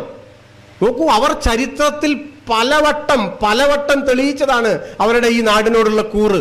അതിന്റെ ഏറ്റവും ഒടുവിലത്തെ തെളിവാണ് നിങ്ങൾ പഹൽഗാമിൽ കണ്ടിട്ടുള്ള ആ പരമദരിദ്രനായിട്ടുള്ള സാധു കുതിരക്കാരൻ. അയാൾ എന്താണ്? അയാളൊരു മുസ്ലിമാണ്. രണ്ടാമത് എന്താണ്? ഒരു കാശ്മീരിയാണ്. പിന്നെന്താണ്? അയാളൊരു ഇന്ത്യക്കാരനാണ്. അങ്ങനെ വേണം വിളിക്കാൻ. കാശ്മീരി മുസൽമാനായിട്ടുള്ള ഇന്ത്യനാണ് അയാള്. കാശ്മീരികളുടെ അവരുടെ ഒരു ഐഡന്റിറ്റി ഉണ്ട്. അവരതിനെ കാശ്മീരിയാത്ത് എന്നാ വിളിക്കുക. അതെന്താണ്? അത് അവരുടെ എന്താ പറയാ, മൗലികമായിട്ടുള്ള ഒരു ധാരണയാണ്. അവരുടെ ചില പ്രത്യേകതകളാണ്. അവരുടെ സ്വത്വത്തെ, ഐഡന്റിറ്റിയെ പറ്റിയിട്ടുള്ള ചില സ്വയം ബോധ്യങ്ങളാണ് കാശ്മീരിയാത്ത്. ഞാൻ പറഞ്ഞല്ലോ, സൂഫിസമാണ് അതിന്റെ ഒരു അടിത്തറ. അക്ബർ കാശ്മീർ ആക്രമിച്ചു. എന്തായിരുന്നു കാശ്മീരികളുടെ നിലപാട്? അക്ബർ മുസ്ലിം, സുന്നി മുസ്ലിമാണ് അക്ബർ മുസ്ലിം, ഞങ്ങളും മുസ്ലിം, എന്നാ നമുക്ക് യോജിച്ചിട്ട് മുഗൾ സാമ്രാജ്യം കാശ്മീരിൽ ഉണ്ടാക്കാമെന്നാണോ? അല്ല, അവരതിനെ ചെറുത്തു. അതിനൊക്കെ വിദേശ ആക്രമണങ്ങളായിട്ടാണ് അവർ കണ്ടത്. അല്ലാണ്ട് ഇപ്പൊ അക്ബർ വലിയ മഹാനാണ്, അക്ബറിനെ നമ്മൾ ചരിത്രത്തിൽ പറയാം, ആണ് താനും കേട്ടോ. ഞാൻ അയാൾ മഹാനല്ല എന്ന് പറയല്ല. പക്ഷെ മഹാനായ അക്ബർ കാശ്മീരിനെ ആക്രമിച്ചപ്പോ ആ മഹത്വത്തെ അംഗീകരിച്ച് അക്ബറിന് കീഴ്പ്പെടുകയല്ല ചെയ്തത്. അവരതിനെ ചെറുത്തു. ഞങ്ങളുടെ സ്വതന്ത്രമായിട്ടുള്ള അസ്തിത്വത്തെ ഉയർത്തിപ്പിടിക്കണമെന്ന് പറഞ്ഞു. പാകിസ്ഥാൻ ഇന്ത്യയെ 2 വട്ടം ആക്രമിച്ചു. ഞാൻ പറഞ്ഞില്ല നമുക്ക് സേഫാണെന്ന്. പൂക്കോട്ടയിലൊന്നും വന്നിട്ട് ബോംബൊന്നും ഇടുന്നില്ലല്ലോ. അപ്പൊ നമുക്ക് ഫേസ്ബുക്കിൽ ഇരുന്ന് ഇങ്ങനെ പറയാം. നമ്മൾ പരമാവധി കണ്ടിട്ടുള്ള യുദ്ധം ഈ കുങ്കുമപ്പൂവിലൊക്കെ ഉള്ള യുദ്ധം, നമ്മൾ അമ്മായിയും മരുവളും തമ്മിലുള്ള യുദ്ധമാണ് നമ്മുടെ പരമാവധി യുദ്ധം. കാശ്മീരിലെ മനുഷ്യന്മാര് ദിവസേന ഇത് കണ്ടോണ്ടിരിക്കല്ല, അനുഭവിച്ചുകൊണ്ടിരിക്കുക. അവർ യുദ്ധത്തിന്റെ നടുവിലാണ്. പാകിസ്ഥാൻ 2 വട്ടം ഇന്ത്യയെ ആക്രമിച്ചപ്പോ ആയുധമെടുത്ത് പാകിസ്ഥാൻ സൈന്യത്തോട് യുദ്ധം ചെയ്ത മനുഷ്യരാണ് കാശ്മീരിലെ മുസ്ലിങ്ങൾ. മനസ്സിലാക്കണം. ഇന്ത്യയുടെ പക്ഷം ചേർന്ന് അവരുടെ രാജ്യസ്നേഹത്തെയാണ് ഇപ്പോ സംശയിച്ചുകൊണ്ടിരിക്കുന്നത്. അപ്പൊ ഇന്ത്യയില് ഞാൻ പറഞ്ഞല്ലോ, ഈ 20-ാം നൂറ്റാണ്ടിന്റെ തുടക്കത്തിൽ ദേശീയ പ്രസ്ഥാനം ശക്തിപ്പെടുന്നു, ഗാന്ധിജി വരുന്നു, ഈ കാര്യങ്ങളെല്ലാം വരുന്ന സമയത്ത് കാശ്മീരിലും ഈ ദേശീയ ബോധം അലയടിക്കാൻ തുടങ്ങി. കാശ്മീർ ഇന്ത്യയുടെ ഭാഗമാകണം. ഹരിസിംഗിന് തിരിച്ചാണ് അഭിപ്രായം. പക്ഷെ കാശ്മീരിലെ മനുഷ്യർക്ക് ഇന്ത്യയുടെ ഭാഗമാകണം എന്ന അഭിപ്രായം അവിടെയും ഉണ്ടാവാൻ തുടങ്ങി. അവിടെയും സ്വാതന്ത്ര്യ സമരം ശക്തിപ്പെടാൻ തുടങ്ങി. ആ കാശ്മീരി ദേശീയതയെ ഇന്ത്യൻ ദേശീയതയുമായി എന്താ പറയാ കൂട്ടിയോജിപ്പിക്കുന്നതിൽ നിർണായക പങ്ക് വഹിച്ച രണ്ട് മനുഷ്യന്മാരാണ്, ഒന്ന് ഗാന്ധിയും ഒന്ന് നെഹ്റുവും. അതുകൊണ്ട് ഒരു സംശയം ഒഴിവാക്കാൻ നമ്മൾ ആദ്യമേ മനസ്സിലാക്കേണ്ട ഒരു കാര്യം, കാശ്മീർ ഇന്ത്യയുടെ ഭാഗമാകണമെന്ന് വ്യക്തിപരമായി ആഗ്രഹിച്ച ഇന്ത്യൻ നേതാക്കളിൽ ഒന്നാമത്തെ പേരുകാരൻ ജവഹർലാൽ നെഹ്റുവാണ്. രണ്ട് കാരണങ്ങൾ ഉണ്ടായിരുന്നു. ഒന്ന്, നെഹ്റുവിന്റെ പൂർവ്വ പിതാമഹന്മാർ, നിങ്ങൾക്കറിയാലോ കാശ്മീരി പണ്ഡിറ്റാണ് നെഹ്റു, അദ്ദേഹത്തിന്റെ വേരുകൾ അവിടെയാണ്. അതുകൊണ്ട് തന്റെ പൂർവികരുടെ ഭൂമി ഇന്ത്യയുടെ ഭാഗമായിരിക്കണം എന്നുള്ളത് നെഹ്റുവിന്റെ വ്യക്തിപരമായ വൈകാരികമായ ഒരു മോഹമായിരുന്നു. ഒരു കാര്യം. രണ്ടാമത്തേത്, കാശ്മീരിൽ ഈ ദേശീയ പ്രസ്ഥാനത്തിന്റെ മൂവ്മെന്റിനെ ശക്തിപ്പെടുത്തുന്നതിൽ നിർണായകമായി സ്വാധീനം ചെലുത്തിയിട്ടുള്ള ഒരാളായിരുന്നു നെഹ്റു. അദ്ദേഹത്തിന് വലിയ പങ്കുണ്ട് അതിൽ. അപ്പോൾ ഹരിസിംഗ് ഇന്ത്യയുടെ സ്വതന്ത്രമായിട്ട് നിൽക്കണം, 47 പാകിസ്ഥാന്റെ കൂടെ കൂടാൻ തീരുമാനിച്ചു. അതുവരെ മുമ്പ് സ്വതന്ത്രം എന്ന് പറഞ്ഞ് നിൽക്കാൻ. ഈ സമയത്ത് കാശ്മീരിലെ മുസ്ലിങ്ങൾ എന്താ ചെയ്തിരുന്നത്? നിങ്ങളിപ്പോ ഒമർ അബ്ദുള്ളയൊക്കെ കേട്ടിട്ടുണ്ടാവും, നാഷണൽ കോൺഫറൻസ്. അദ്ദേഹത്തിന്റെ മുത്തച്ഛൻ ഉണ്ടായിരുന്നു, അദ്ദേഹത്തിന്റെ പേര് ഷെയ്ഖ് അബ്ദുള്ള. ഷെയ്ഖ് അബ്ദുള്ള വലിയ മഹാനായിട്ടുള്ള നേതാവായിരുന്നു. പിന്നീട് ഇന്ത്യയായിട്ട് തെറ്റി, അങ്ങനെ കുറെ കാര്യങ്ങളൊക്കെ ഉണ്ട്. അപ്പോ ഷെയ്ഖ് അബ്ദുള്ള 1931 തോന്നുന്നു മുസ്ലിം കോൺഫറൻസ് എന്ന് പറഞ്ഞിട്ട്, Jammu and Kashmir Muslim conference എന്ന് പറഞ്ഞിട്ടൊരു സംഘടന ഉണ്ടാക്കി. മുസ്ലിങ്ങളാണല്ലോ കൂടുതൽ. ഈ സംഘടന എന്താ ചെയ്തത്? രാജാവ് ഹിന്ദു ആണ്, ഈ രാജാവിനെതിരെ സമരവും സംഘർഷമൊക്കെ ആയിട്ട് ഇന്ത്യയുടെ ഭാഗമായിട്ട് നിൽക്കണം എന്നുള്ളതാണ് ഈ സംഘടനയുടെ ഒരു പ്രധാനപ്പെട്ട ഡിമാൻഡുകളിൽ ഒന്ന്. അപ്പോൾ നെഹ്റു അവിടെ ഒന്ന് ഇടപെട്ടു. നെഹ്റു ഇടപെട്ടിട്ട് പറഞ്ഞു, നിങ്ങളുടെ സംഘടനയുടെ പേര് മുസ്ലിം കോൺഫറൻസ് എന്ന് അതൊരു തെറ്റായ മെസ്സേജാണ് കൊടുക്കുക. കാരണം ജനങ്ങളൊക്കെ മുസ്ലിം, രാജാവ് ഹിന്ദു. അപ്പൊ അതൊരു വർഗീയമായിട്ടുള്ള ചേരിതിരിവിലേക്ക് കാശ്മീരിന് വെളിയിലും വരാൻ സാധ്യതയുണ്ട്. അതുകൊണ്ട് നിങ്ങൾ പേര് മാറ്റുന്നത് ഉചിതമായിരിക്കും. എന്താ ചെയ്തത്? പിന്നെ അദ്ദേഹം ചെയ്തത് പേര് മാറ്റി. Jammu and Kashmir Muslim conference national conference ആയി മാറിയത് നെഹ്റുവിന്റെ ഒരു നിർദ്ദേശത്തിന്റെ അടിസ്ഥാനത്തിലാണ് കേട്ടോ. ഇന്ന് നമുക്ക് സങ്കല്പിക്കാൻ കഴിയുമോ? നമ്മുടെ ആ മട്ടിലൊരു രാഷ്ട്രീയ പാർട്ടി വിശാലമായ ഭാവിയിൽ വരാനിടയുള്ള ഒരു അപകടം മുൻകൂട്ടി കണ്ട് അതിനെ ചെറുക്കാൻ വേണ്ടി ഈ മട്ടിൽ ഇങ്ങോട്ടത് പെട്ടെന്ന് ഷെയ്ഖ് അബ്ദുള്ളക്ക് അത് പെട്ടെന്ന് മനസ്സിലായി നെഹ്റു പറഞ്ഞപ്പോ. അങ്ങനെ നാഷണൽ കോൺഫറൻസ് ആയി. നാഷണൽ കോൺഫറൻസ് എന്താ ചെയ്തത്? ഇന്ത്യയുടെ ഭാഗം ഇന്ത്യയിൽ ലയിക്കണം. സ്വാതന്ത്ര്യം വാങ്ങിക്കുന്ന സമയത്ത് ഇന്ത്യയിലാണ് ലയിക്കേണ്ടത്, സ്വതന്ത്ര രാജ്യമായിട്ട് നിൽക്കരുത്. അന്ന് വീണ്ടും ഞാൻ പറയണം, അന്ന് സ്വതന്ത്ര രാജ്യമാണ് കേട്ടോ, പാകിസ്ഥാനിലല്ല. സ്വതന്ത്ര രാജ്യം എന്നാണ് ഇയാളുടെ മോഹം. അങ്ങനെ സ്വതന്ത്ര രാജ്യമായിട്ട് നിൽക്കരുത്, ഇന്ത്യയുടെ ഭാഗം ചേരണം. അവരെന്താ ചെയ്തത്? ക്വിറ്റ് കാശ്മീർ എന്ന് പറഞ്ഞിട്ട് നമ്മൾ ക്വിറ്റ് ഇന്ത്യ എന്നൊക്കെ പറയുന്ന പോലെ ഒരു മൂവ്മെന്റ് തുടങ്ങി 40കളുടെ തുടക്കത്തിൽ. അതെന്താ ക്വിറ്റ് കാശ്മീർ എന്ന് പറഞ്ഞാൽ ഹരിസിംഗ് കാശ്മീർ വിട്ടു പോവുക, മറ്റേത് ബ്രിട്ടീഷുകാർ ഇന്ത്യ വിട്ടു പോവുക എന്നുള്ളതാണ്. അപ്പൊ ഹരിസിംഗിന്റെ വാദം എന്തായിരുന്നു? എന്റെ മുത്തച്ഛൻ പണം കൊടുത്ത് വാങ്ങിയതാണെന്നുള്ളതാണ്. ഈ പൈസ നിങ്ങൾക്ക് തന്നാൽ പിന്നെ ചൊറയില്ലല്ലോ, പൈസ കൊടുത്ത് വാങ്ങിയതാണല്ലോ, ആ പൈസ നിങ്ങൾക്ക് തന്നാൽ പിന്നെ കാശ്മീർ നിങ്ങളുടേതാവില്ലല്ലോ എന്ന് പറഞ്ഞ് നാഷണൽ കോൺഫറൻസിന്റെ നേതൃത്വത്തില് ഹരിസിംഗിന് കൊടുക്കാനുള്ള പണപ്പിരിവ് നടത്തി. ആലോചിച്ച് നോക്കണം. ആരുടെ നിന്ന്? കാശ്മീരി മുസ്ലിങ്ങളുടെ കയ്യിൽ നിന്ന്.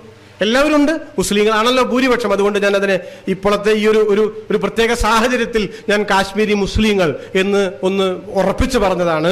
ഒരു ക്ലാരിറ്റിക്ക് വേണ്ടി പറയുകയാണ്. എല്ലാ വിഭാഗം ജനങ്ങളും ഉണ്ട്, പക്ഷേ 10-90% മുസ്ലിങ്ങളായതുകൊണ്ട് സ്വാഭാവികമായിട്ടും അവരായിരിക്കുമല്ലോ കൂടുതൽ, അവരിൽ നിന്നായിരിക്കുമല്ലോ കൂടുതൽ എന്നുകൊണ്ട് ഞാനത് പറയാൻ. അപ്പൊ ഇങ്ങനെ പണം സ്വരൂപിച്ച് ഹരിസിംഗിന് കൊടുത്ത് നിങ്ങളുടെ മുത്തച്ഛൻ ബ്രിട്ടീഷുകാരിൽ നിന്ന് വാങ്ങിയ സാധനം ഞങ്ങൾ തിരിച്ചു വാങ്ങിയിട്ട് ഇന്ത്യയിൽ ലയിപ്പിക്കാൻ പോവാണ് എന്ന് പറഞ്ഞു നടന്നിട്ടുള്ള മൂവ്മെന്റിന്റെ പേരാണ് ക്വിറ്റ് കാശ്മീർ. അതിന് നേതൃത്വം കൊടുത്ത ആളുടെ പേര് ഷെയ്ഖ് അബ്ദുള്ള, ആ പാർട്ടിയുടെ പേര് നാഷണൽ കോൺഫറൻസ്. മതപരമായി പറഞ്ഞാൽ അതിലെ മഹാഭൂരിപക്ഷം മനുഷ്യരും ഇസ്ലാം സ്വീകരിച്ചിട്ടുള്ള ആളുകൾ. അപ്പോ 47 ഞാൻ ഈ പറഞ്ഞ സവിശേഷമായിട്ടുള്ള സാഹചര്യം വന്നു. അപ്പോ നമ്മുടെ എന്തായാലും പേര് മൗണ്ട് ബാറ്റൻ പ്രഭു. അപ്പൊ അതിനു മുമ്പ് 46 തോന്നുന്നു ജവഹർലാൽ നെഹ്റു കാശ്മീർ സന്ദർശിക്കുന്നുണ്ട്. ഞാൻ എല്ലായ്പ്പോഴും പറഞ്ഞുകൊണ്ട് നടക്കുന്ന ഒരു കാര്യം, അന്നൊന്നും ഇന്ത്യ ഇല്ല എന്നുള്ളതാണ്. നെഹ്റു കാശ്മീർ സന്ദർശിച്ചു.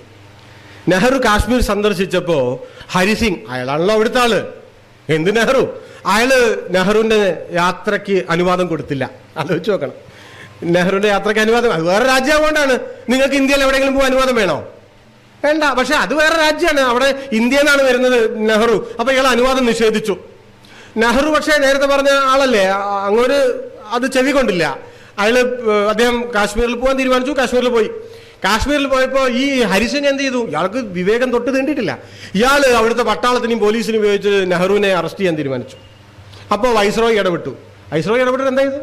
വൈസ്രോയി ഇടപെട്ടിട്ട് ഹരിസിംഗിനോട് സബൂറാവാനല്ല പറഞ്ഞ്, നെഹ്റുവിനോട് ഡൽഹിക്ക് പോകാനാണ് പറഞ്ഞ്. നെഹ്റു ഡൽഹിക്ക് തിരിച്ചു പോന്നു. കാരണം അവിടെ നിൽക്കാൻ കഴിയാത്തൊരു സാഹചര്യം വന്നു. അങ്ങനെ നെഹ്റു ഡൽഹിയിലേക്ക് തിരിച്ചു. ഇതാണ് മറ്റേയാൾക്ക് നെഹ്റുവിനോടും ഇന്ത്യയോടും ഉണ്ടായിരുന്ന സമീപനത്തെ പറ്റി സൂചിപ്പിക്കാനാണ് ഞാൻ ഈ ചെറിയ ചെറിയ എന്നാൽ വലിയ വലിയ ഇൻസിഡന്റുകൾ പറഞ്ഞുകൊണ്ടിരുന്നത്. അപ്പോൾ മൗണ്ട് ബാറ്റൻ 47 ജൂൺ മാസത്തിലോ മറ്റോ പിന്നെ കാശ്മീരിൽ പോയി. ജൂൺ കഴിഞ്ഞ് ജൂലൈ ഓഗസ്റ്റിനാണല്ലോ സ്വാതന്ത്ര്യം. ജൂൺ മാസത്തിൽ നല്ല തിരിപ്പുണ്ട്. ഈ ബ്രിട്ടീഷുകാർ നടത്തിയിട്ടുള്ള തിരിപ്പ് ചെറുതല്ല കേട്ടോ. അതുകൊണ്ടാണ് ഞാൻ സാന്ദർഭികമായിട്ട് പറയാണ്, കാശ്മീർ പ്രശ്നത്തിന്റെ അടിസ്ഥാനം എന്ന് പറയുന്നത് സാമ്രാജ്യത്വ കുത്തിത്തിരിപ്പുകളാണ്. ഈ വാക്കുകൾ പറയാതിരിക്കരുത്. അവരുണ്ടാക്കിയ പ്രശ്നമാണ്. അപ്പൊ ഇയാള് ജൂൺ മാസത്തിൽ സ്വാതന്ത്ര്യത്തിന് 2 മാസം മുന്നേ കാശ്മീരിൽ പോയി. ഹരിസിംഗിനെ കാണാൻ പോയി. മൂപ്പർ എന്താ പറഞ്ഞത് പോകുമ്പോന്നറിയോ? നെഹ്റുവിൻ്റെ ഒക്കെ വലിയ ദോസ്താണല്ലോ. പറഞ്ഞത് കാശ്മീരിനെ ഇന്ത്യയുടെ ഭാഗമാക്കാൻ അവരൊന്ന് പറഞ്ഞ് സെറ്റിലാക്കാൻ വേണ്ടി പോവുകയാണെന്നാണ് പറഞ്ഞത്. അവിടെ ചെന്നിട്ട് ഇദ്ദേഹം സർദാർ വല്ലഭായ് പട്ടേലിൻ്റെ ഒരു സന്ദേശം ഹരിസിംഗിന് കൈമാറി. ഇത് ഒരുപക്ഷെ ചരിത്രത്തിൽ വേണ്ടതുപോലെ ചർച്ച ചെയ്യപ്പെട്ടിട്ടില്ലാത്തൊരു ഒരു ഭാഗമാണ്. എല്ലാവരും പ്രത്യേകിച്ച് സംഘപരിവാറുകാർ നിരന്തരം പറഞ്ഞുകൊണ്ടിരിക്കുന്നത് പട്ടേലായിരുന്നു പ്രധാനമന്ത്രി വെച്ചാൽ കാണായിരുന്നു, ഈ നെഹ്റു ആയതുകൊണ്ടാണ് അങ്ങനൊരു വഴുക്കല്ല് വടികുത്തിയ ജാതിയാണ് എന്നൊക്കെയാണ് പറഞ്ഞുകൊണ്ടിരിക്കുന്നത്. പക്ഷേ നെഹ്റുവിൻ്റെ കാശ്മീരിനോടുള്ള സമീപനം, കാശ്മീർ എവിടെയായിരിക്കണം എന്നുള്ളതിനെ സംബന്ധിച്ച സമീപനത്തെ പറ്റി ഞാൻ നേരത്തെ പറഞ്ഞു. ഇനി നമുക്ക് പട്ടേലിനെ പറ്റിയാണ് പറയാനുള്ളത്. ഈ മൗണ്ട് ബാറ്റൻ ഹരിസിംഗിന് പട്ടേലിൻ്റെ ഒരു കത്ത് കൊടുക്കുന്നുണ്ട്. പട്ടേൽ ഇന്ത്യയിലെ ദേശീയ പ്രസ്ഥാനത്തിന്റെ സമുന്നതനായ നേതാക്കന്മാരിൽ ഒരാളാണ്. ഇന്ത്യ സ്വാതന്ത്ര്യം വാങ്ങിയാൽ വേണമെങ്കിൽ പ്രധാനമന്ത്രി വരെ ആകാൻ സാധ്യതയുള്ള ആളുകളുടെ കൂട്ടത്തിൽപ്പെട്ടിട്ടുള്ള ഒരാളാണ്, നമുക്ക് എല്ലാവർക്കും അറിയാലോ. എന്തായിരുന്നു കത്തിന്റെ ഉള്ളടക്കം? കത്തിന്റെ ഉള്ളടക്കം നിങ്ങൾക്ക് വേണമെങ്കിൽ പാകിസ്ഥാനിൽ ചേരാം എന്നുള്ളതായിരുന്നു. എന്തുകൊണ്ടാണ് അങ്ങനെ പറയാൻ കാരണം? ഞാനിത് ഒരിക്കലും സർദാർ പട്ടേലിനെ ഇകഴ്ത്തി കാണിക്കാൻ വേണ്ടി സംഘപരിവാർ നെഹ്റുവിനെ ഇകഴ്ത്തുന്നത് പോലെ ഇകഴ്ത്തി കാണിക്കാൻ വേണ്ടി സൂചിപ്പിച്ചതല്ല കേട്ടോ. ഒന്ന്, ഈ 19 വർഷക്കാലം മുൻപത്തെ ഒരു രാഷ്ട്രീയ സാഹചര്യത്തെ നമുക്കിന്ന് മനസ്സിലാവില്ല. നമ്മൾ ഇന്നത്തെ മാനദണ്ഡം വെച്ചല്ലേ അന്നത്തെ കാര്യങ്ങൾ അളക്കുന്നത്. അന്ന് സ്വാതന്ത്ര്യം വരാൻ പോവാണ്, ഇന്ത്യ ഒരു വലിയ രാജ്യമാണ്, പിന്നെ 562 രാജ്യങ്ങൾ ഓൾറെഡി ഇവിടെ ഉണ്ട്. അതിൽ തന്നെ 100,000 പ്രശ്നങ്ങൾ കിടക്കുന്നുണ്ട്. ഈ ഇടയിലുള്ള രാജ്യങ്ങൾ സ്വാതന്ത്ര്യം പറയുന്നുണ്ട്, ആവശ്യപ്പെടുന്നുണ്ട്. അപ്പോൾ അവർക്ക് സൈനിക നടപടി വേണം. 47 ഇന്ത്യ അങ്ങനെ സൈനിക രാഷ്ട്രമൊന്നുമല്ല. ബ്രിട്ടീഷുകാർ ഭരിച്ചിട്ട് അവർ ഇട്ടു പോവാണ്. നമുക്ക് ഈ ഭരണത്തിന്റെ രീതി അറിയില്ല, സ്വഭാവം അറിയില്ല, അതിനെപ്പറ്റി ഒന്നും അറിയില്ല. അതുകൊണ്ടാണല്ലോ നെഹ്റു പറഞ്ഞത് മൗണ്ട് ബാറ്റനോട്, നിങ്ങൾ കുറച്ചു കാലം കൂടി ഇവിടെ നിൽക്കണം, ഞങ്ങൾക്ക് സമരം ചെയ്യാൻ അറിയാം, ഭരിക്കാൻ അറിയില്ല. അതൊരു വസ്തുതയാണ്. ഇന്ന് പറയോ? ഇന്ന് പറയില്ല. അന്നത്തെ സാഹചര്യം അതാണ്. അങ്ങനത്തെ ഒരു സാഹചര്യത്തിൽ ഇനിയിപ്പോ കാശ്മീർ അതിർത്തിയിലുള്ള ഒരു രാജ്യമാണ്. ഇപ്പോ തിരുവിതാംകൂർ സ്വതന്ത്രമായി നിൽക്കുന്നത് പോലെ ചൊറയില്ല. കാശ്മീർ സ്വതന്ത്രമായിട്ട് എന്താ പോട്ടെ, നമുക്ക് ബാക്കിയുണ്ടല്ലോ എന്നു കരുതി കാണും ഒരു പക്ഷേ. എന്താണ് കരുതിയെന്ന് അദ്ദേഹത്തിനെ അറിയുള്ളൂ. ആ സമയത്ത് ഇന്ത്യയിലെ ഇന്ന് നമ്മൾ സംഘപരിവാർ, അന്ന് സംഘപരിവാർ എന്ന് വിളിക്കുന്നില്ല, RSS ഹിന്ദു മഹാസഭയുടെ ഒരു സ്റ്റാൻഡ് എന്തായിരുന്നു? ഹരിസിംഗിന് പരിപൂർണ പിന്തുണയായിരുന്നു. ഹരിസിംഗ് സ്വതന്ത്ര രാജ്യമായി കാശ്മീരിനെ മാറ്റണം എന്ന പക്ഷക്കാരായിരുന്നു ഇന്ത്യയിൽ RSS. പിന്നെ ഹിന്ദു മഹാസഭ അതായിരുന്നു. കാശ്മീരിലെ ഹിന്ദു മഹാസഭയുടെ പേര് ജമ്മു ആൻഡ് കാശ്മീർ രാജ്യ ഹിന്ദു മഹാസഭ എന്നാണ്. വേറെ രാജ്യമാണെന്നേ കാശ്മീർ. അവിടെയുള്ള ഹിന്ദു മഹാസഭക്കാർ ഹരിസിംഗിന് പിന്തുണ കൊടുത്തു. എന്തുകൊണ്ടാണ്? ഇന്ത്യ ഉണ്ടായാലും ഇന്ത്യ ഡെമോക്രാറ്റിക് ഇന്ത്യയാണ്, സെക്കുലർ ഇന്ത്യയാണ്, മതേതര ഇന്ത്യയാണ്. മതേതര ഇന്ത്യയിലേക്കൊന്നും പോകാതെ ഒരു ഹിന്ദു രാഷ്ട്രമായി ഹരിസിംഗ് കാശ്മീരിനെ നിലനിർത്തിയാൽ, അങ്ങനെ നിലനിർത്തുന്നതിന് പിന്തുണ കൊടുത്ത ആളുകളാണ് ഇന്ത്യയിലെ RSS ഹിന്ദു മഹാസഭയുടെ നേതാക്കൾ എല്ലാവരും. ആ മട്ടിലായിരുന്നില്ല പിന്നെ പട്ടേലിന്റെ ഈ ഒരു ഗ്രീൻ കാർഡ്. അതെന്തായിരുന്നു? അത് വേറൊരു കോൺടെസ്റ്റിലാണ്. പറഞ്ഞല്ലോ, അപ്പോഴേക്ക് സ്വതന്ത്ര രാജ്യം എന്നുള്ളത് മാറി. പാകിസ്ഥാന്റെ കൂടെ അല്ലെങ്കിൽ ഇന്ത്യയുടെ കൂടെ. നിങ്ങൾക്ക് പാകിസ്ഥാന്റെ കൂടെ എങ്കിൽ നിങ്ങൾ പാകിസ്ഥാന്റെ കൂടെ നിൽക്ക് എന്ന മട്ടിലുള്ള ഒരു കത്ത് ഇദ്ദേഹം പട്ടേലിന്റെ കത്ത് മൗണ്ട് ബാറ്റൻ ഹരിസിംഗിന് കൊടുത്തു. പട്ടേൽ എടുത്തു പറയുന്നുണ്ട്, നിങ്ങൾ പാകിസ്ഥാന്റെ കൂടെ ചേർന്നാൽ അത് ഇന്ത്യയോടുള്ള ശത്രുതാ മനോഭാവമായി ഞങ്ങൾ കണക്കാക്കില്ല. ഇതാണ് കത്ത്. ഈ കത്ത് എങ്ങനെ ഇപ്പം നമ്മളറിഞ്ഞത്? അടുത്തൊരു ചോദ്യം. പട്ടേൽ പറയില്ല, ഹരിസിംഗും പറയില്ല, മൗണ്ട് ബാറ്റനും പറയില്ല. ഇത് ഈ ചരിത്രത്തിൽ ചില സംഗതികളുണ്ട് കേട്ടോ. ഈ ആരാണ്, ഫൂക്കോയാണ് പറയുക, നിങ്ങളുടെ പ്രവൃത്തി ഒരു കാര്യമാണ്, പ്രവൃത്തി ചരിത്രത്തിൽ പ്രവർത്തിക്കുന്നത് വേറൊരു കാര്യമാണ് പറയും. നമ്മളെല്ലാം മനസ്സിൽ വെക്കേണ്ട ഒരു കാര്യമാണ്. നമ്മളൊരു കാര്യം ചെയ്യുന്നത് നമ്മുടെ കാര്യമാണ്, ആ കാര്യം ചരിത്രത്തിൽ പ്രവർത്തിക്കുന്നത് നമ്മുടെ കാര്യമല്ല, നമുക്കതിൽ ബന്ധമില്ല, അത് അറിയേണ്ട കയ്യിൽ നിന്ന് വിട്ടു പോകും. ഇതെപ്പോഴാണ് വന്നതെന്ന് വെച്ചാൽ, പിന്നീട് ഇന്ത്യയും പാകിസ്ഥാനും ഒക്കെ ആയതിനു ശേഷം ഐക്യരാഷ്ട്രസഭയിൽ കാശ്മീർ പ്രശ്നം ഇടയ്ക്കിടയ്ക്ക് വരുമല്ലോ. അപ്പോൾ വി കെ കൃഷ്ണമേനോന്റെ അതിഗംഭീരമായിട്ടുള്ളൊരു പ്രസംഗമുണ്ട്. 8 മണിക്കൂറോ 10 മണിക്കൂറോ എങ്ങാണ്ട്. കൃഷ്ണമേനോൻ ചില്ലറപ്പെട്ട ആളായിരുന്നില്ല, അത് വേറൊരു വിഷയമാണ്. അദ്ദേഹം ഈ പ്രസംഗത്തിൽ അപ്പോൾ പാകിസ്ഥാന്റെ പ്രതിനിധി നീട്ടിച്ചെന്ന് പറഞ്ഞു, കാശ്മീർ പാകിസ്ഥാന്റെ ഭാഗമായിരുന്നു. നേരത്തെ പറഞ്ഞ കരാറിന്റെ അടിസ്ഥാനത്തിലാണ് പറയുന്നത്. കാശ്മീരിനെ ഇന്ത്യ സൈനിക നടപടിയിലൂടെ ബലപ്രയോഗത്തിലൂടെ കൈയടക്കിയതാണ് എന്ന ഇദ്ദേഹത്തിന്റെ ആരോപണത്തിന് മറുപടിയായി ഈ 10 മണിക്കൂർ എങ്ങാണ്ട് നീണ്ടുനിന്ന ചർച്ചയ്ക്കിടയിൽ വി കെ കൃഷ്ണമേനോൻ നാടകീയമായിട്ട് പോക്കറ്റിൽ നിന്ന് ഒരു കത്തെടുത്തിട്ട് പറഞ്ഞു, ഇത് 47 സ്വാതന്ത്ര്യത്തിന് മുമ്പ് ഹരിസിംഗിന് ഇന്ത്യയിലെ പ്രമുഖനായിട്ടുള്ള നേതാക്കളിലുള്ള ആളായിട്ടുള്ള സർദാർ പട്ടേൽ എഴുതിയിട്ടുള്ള കത്താണ്. എന്തിനാണ് അദ്ദേഹം ഇത് കാണിച്ചത്? എനിക്കിപ്പോൾ ഇവിടെ പ്രസംഗിക്കാനുള്ള അവസരം തരാനല്ല, അതാണ് ഞാൻ പറഞ്ഞത്. ചരിത്രത്തിൽ നമ്മൾ ഉദ്ദേശിക്കാത്ത ചില തരത്തിലേക്ക് നമ്മുടെ പ്രവൃത്തികൾ നീങ്ങിപ്പോവും. വി കെ കൃഷ്ണമേനോൻ അത് ആഗ്രഹിച്ചിട്ടേ ഇല്ല കേട്ടോ. പിന്നെ എന്തിനാണ്? പാകിസ്ഥാൻ പറയുന്നത് പോലെയല്ല, ഇന്ത്യ സൈനിക നടപടിയിലൂടെ പിടിച്ചു വാങ്ങിയതല്ല. ഇന്ത്യക്ക് കാശ്മീർ ഇന്ത്യയുടെ ഭാഗമായി ചേരണമെന്ന് തന്നെ ഉണ്ടായിരുന്നില്ല. പിന്നീട് ഒരു സവിശേഷ സാഹചര്യത്തിൽ വന്നതാണ്. അതിന് ഞങ്ങൾ ഉത്തരവാദികളല്ല, നിങ്ങളാണ് ഉത്തരവാദികൾ എന്ന് പറഞ്ഞ് സ്ഥാപിക്കാനാണ് 47 പട്ടേൽ കൊടുത്തിട്ടുള്ള കത്ത് UN ജനറൽ അസംബ്ലിയിൽ അന്നത്തെ ഇന്ത്യയുടെ പ്രതിനിധി വിദേശകാര്യമന്ത്രിയായിരുന്ന വി കെ കൃഷ്ണമേനോൻ ഉയർത്തി കാണിച്ചത്. ഞാൻ പറഞ്ഞു വന്നൊരു കാര്യം എന്താണെന്ന് വെച്ചാൽ, ഈ മട്ടിലായിരുന്നു 47 ആഗസ്റ്റ് മാസത്തിൽ കാശ്മീരിന്റെ അവസ്ഥ. അതുകൊണ്ട് എന്താ സംഭവിച്ചത്? നിങ്ങൾക്ക് എല്ലാവർക്കും അറിയുമായിരിക്കും, 46 ഇന്ത്യയിൽ ഭരണഘടനാ അസംബ്ലി രൂപം കൊള്ളുന്നത്. 46 ഡിസംബർ 9 എനിക്ക് തോന്നുന്നത്. കാരണം ഇന്ത്യ സ്വാതന്ത്ര്യം വാങ്ങിക്കാൻ പോവുകയാണ് അടുത്ത 5-6 മാസം കഴിഞ്ഞ. അപ്പോൾ ഇന്ത്യയിൽ ഭരണഘടന വേണം, ബ്രിട്ടീഷുകാർ പോയിട്ട് ആലോചിച്ചിട്ട് കാര്യമില്ല. അപ്പം നേരത്തെ കൂട്ടി തന്നെ നമ്മുടെ ഇന്നത്തെ പാർലമെന്റിന്റെ അന്നത്തെ ഒരു രൂപം ഭരണഘടനാ അസംബ്ലി. ഈ ഭരണഘടനാ അസംബ്ലിയിൽ ആരില്ല? 46 കാശ്മീരില്ല. എന്തുകൊണ്ട്? കാശ്മീർ ഇന്ത്യയിലില്ല. ഇന്ത്യയിലില്ലാത്തതുകൊണ്ട് അവിടുന്ന് ആള്, കേരളത്തിൽ നിന്ന് ആളുണ്ട്, തിരുവിതാംകൂറിൽ നിന്നുണ്ട്, മലബാറിൽ നിന്നുണ്ട്. കാരണം ഇതൊക്കെ രാജ്യങ്ങളാണ്, ഇവിടെ നിന്നൊക്കെ ഉണ്ട്. നിങ്ങൾ അവരെയൊക്കെ കേട്ടിട്ടുണ്ടാവും. വലിയ എന്താ പറയുക, വളരെ ശ്രേഷ്ഠകളായ മലയാളി സ്ത്രീകളൊക്കെ ഉണ്ട്. ദാക്ഷായിണി വേല ഇതിനൊക്കെ കേട്ടിട്ടുണ്ടാവും. കാശ്മീരിൽ നിന്ന് ആളില്ല. അവരാളെ പറഞ്ഞയച്ചിട്ടില്ല, അവരോട് വരാനും പറഞ്ഞിട്ടില്ല. ഇന്ത്യയിലില്ലാത്ത രാജ്യത്തിന്റെ പ്രതിനിധി എന്തിനാണ് ഇന്ത്യയുടെ ഭരണഘടന ഉണ്ടാക്കുന്നത്? എന്നതുകൊണ്ട്. പിന്നെ എങ്ങനെയാ കാശ്മീർ ഇന്ത്യയിൽ ചേർന്നത്? 47 ഞാൻ പറഞ്ഞല്ലോ, ഇന്ത്യ സ്വാതന്ത്ര്യം വാങ്ങിച്ചു, ഇവിടെ തന്നെ ചൊറ വേണ്ടോളുണ്ട്, കാശ്മീരിലൊന്നും നോക്കാൻ സമയമില്ല. മറ്റേ ഗാന്ധി നവകാലിയിലാണ് ആകെ ഉണ്ടാവേണ്ടിയ. അപ്പൊ ഈ സമയത്ത് ജിന്ന ഈ മതമൗലികവാദികൾ വർഗീയവാദികൾ പറഞ്ഞതല്ലോ ചെയ്യാം. അപ്പൊ കാശ്മീർ ഇങ്ങനെ ഒരു സ്വതന്ത്ര പദവിയുള്ള ഒരു പ്രവിശ്യ പാകിസ്ഥാനിൽ എന്ന മട്ടിൽ നിൽക്കുകയാണ്. പക്ഷെ അദ്ദേഹം വാക്കുമാറ്റി.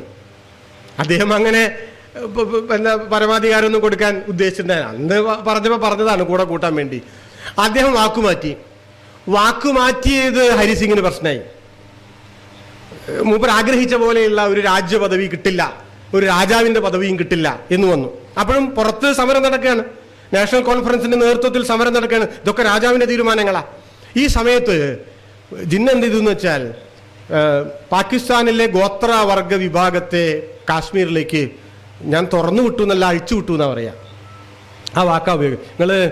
ഞാൻ എൻ്റെ ഒരു ഭാവന പറയാം കേട്ടോ, വായിച്ച് മനസ്സിലാക്കിയതിൽ നിന്ന് ഉണ്ടാക്കിയിട്ടുള്ളൊരു വിഷ്വൽ പറയാണ്. ഈ ബാഹുബലി സിനിമയിൽ ഒരു ഗോത്രവർഗ ജനത ഈ മഹിഷ്മതി രാജ്യത്തെ ആക്രമിക്കുന്നത് കണ്ടിട്ടില്ലേ? ഹായ് ഹൂയ് ഹീ എന്നൊക്കെ പറഞ്ഞിട്ട് ഒരു ജാതി. അതിൽ വംശീയമായിട്ടുള്ള രണ്ടാം കടത്തുണ്ട് കേട്ടോ. അതുപോട്ടെ, ഞാൻ അതിനെ മാറ്റി നിർത്തൂ. ഞാൻ ആ കിരാതത്വത്തെയാണ് സൂചിപ്പിച്ചത്. ആ മട്ടിൽ കാശ്മീരിനെ അങ്ങോട്ട് കയറി നിരങ്ങി വാസ്തവത്തിൽ പാകിസ്ഥാന്റെ പിന്തുണയോടുകൂടി ഈ ഗോത്രവർഗ ജനങ്ങൾ കാശ്മീരിനെ അങ്ങോട്ട് തവിട് പൊടിയാക്കി എന്ന് വേണിച്ചാൽ പറയാം. ആരാണ് അന്നതിനെ ചെറുത്തത്? ഹരിസിംഗും അയാളുടെ ഹിന്ദു രാഷ്ട്രയിലെ കൂലിപ്പട്ടാളവുമല്ല, കാശ്മീരിലെ മുസ്ലിങ്ങൾ. പാകിസ്ഥാനിൽ നിന്ന് വന്ന മതം പറഞ്ഞാൽ മുസ്ലിങ്ങളായിട്ടുള്ള ഈ ഗോത്ര ജനവിഭാഗത്തെ സെമിനാർ നടത്തിയിട്ടല്ല, ശരീരം കൊണ്ട് എതിർത്തത്, തോൽപ്പിച്ചത്, രക്തസാക്ഷികളായത്, മാനഭംഗത്തിന് വിധേയരായത്, ക്രൂരമായ പീഡനങ്ങൾക്ക് വിധേയരായി മരണപ്പെട്ടത് കാശ്മീരിലെ മുസ്ലിങ്ങൾ. ചെറുത്തുന്നവര്, പക്ഷെ ചെറുത്തുക്കാരൊന്നും സാധിക്കുകയായിരുന്നില്ല. ഹരിസിംഗിനൊന്നും നിൽക്കാൻ പറ്റാത്ത സ്ഥിതിയായി. ആ സമയത്താണ് ഹരിസിംഗ് ഓടി ഡൽഹിക്ക് വന്നത്.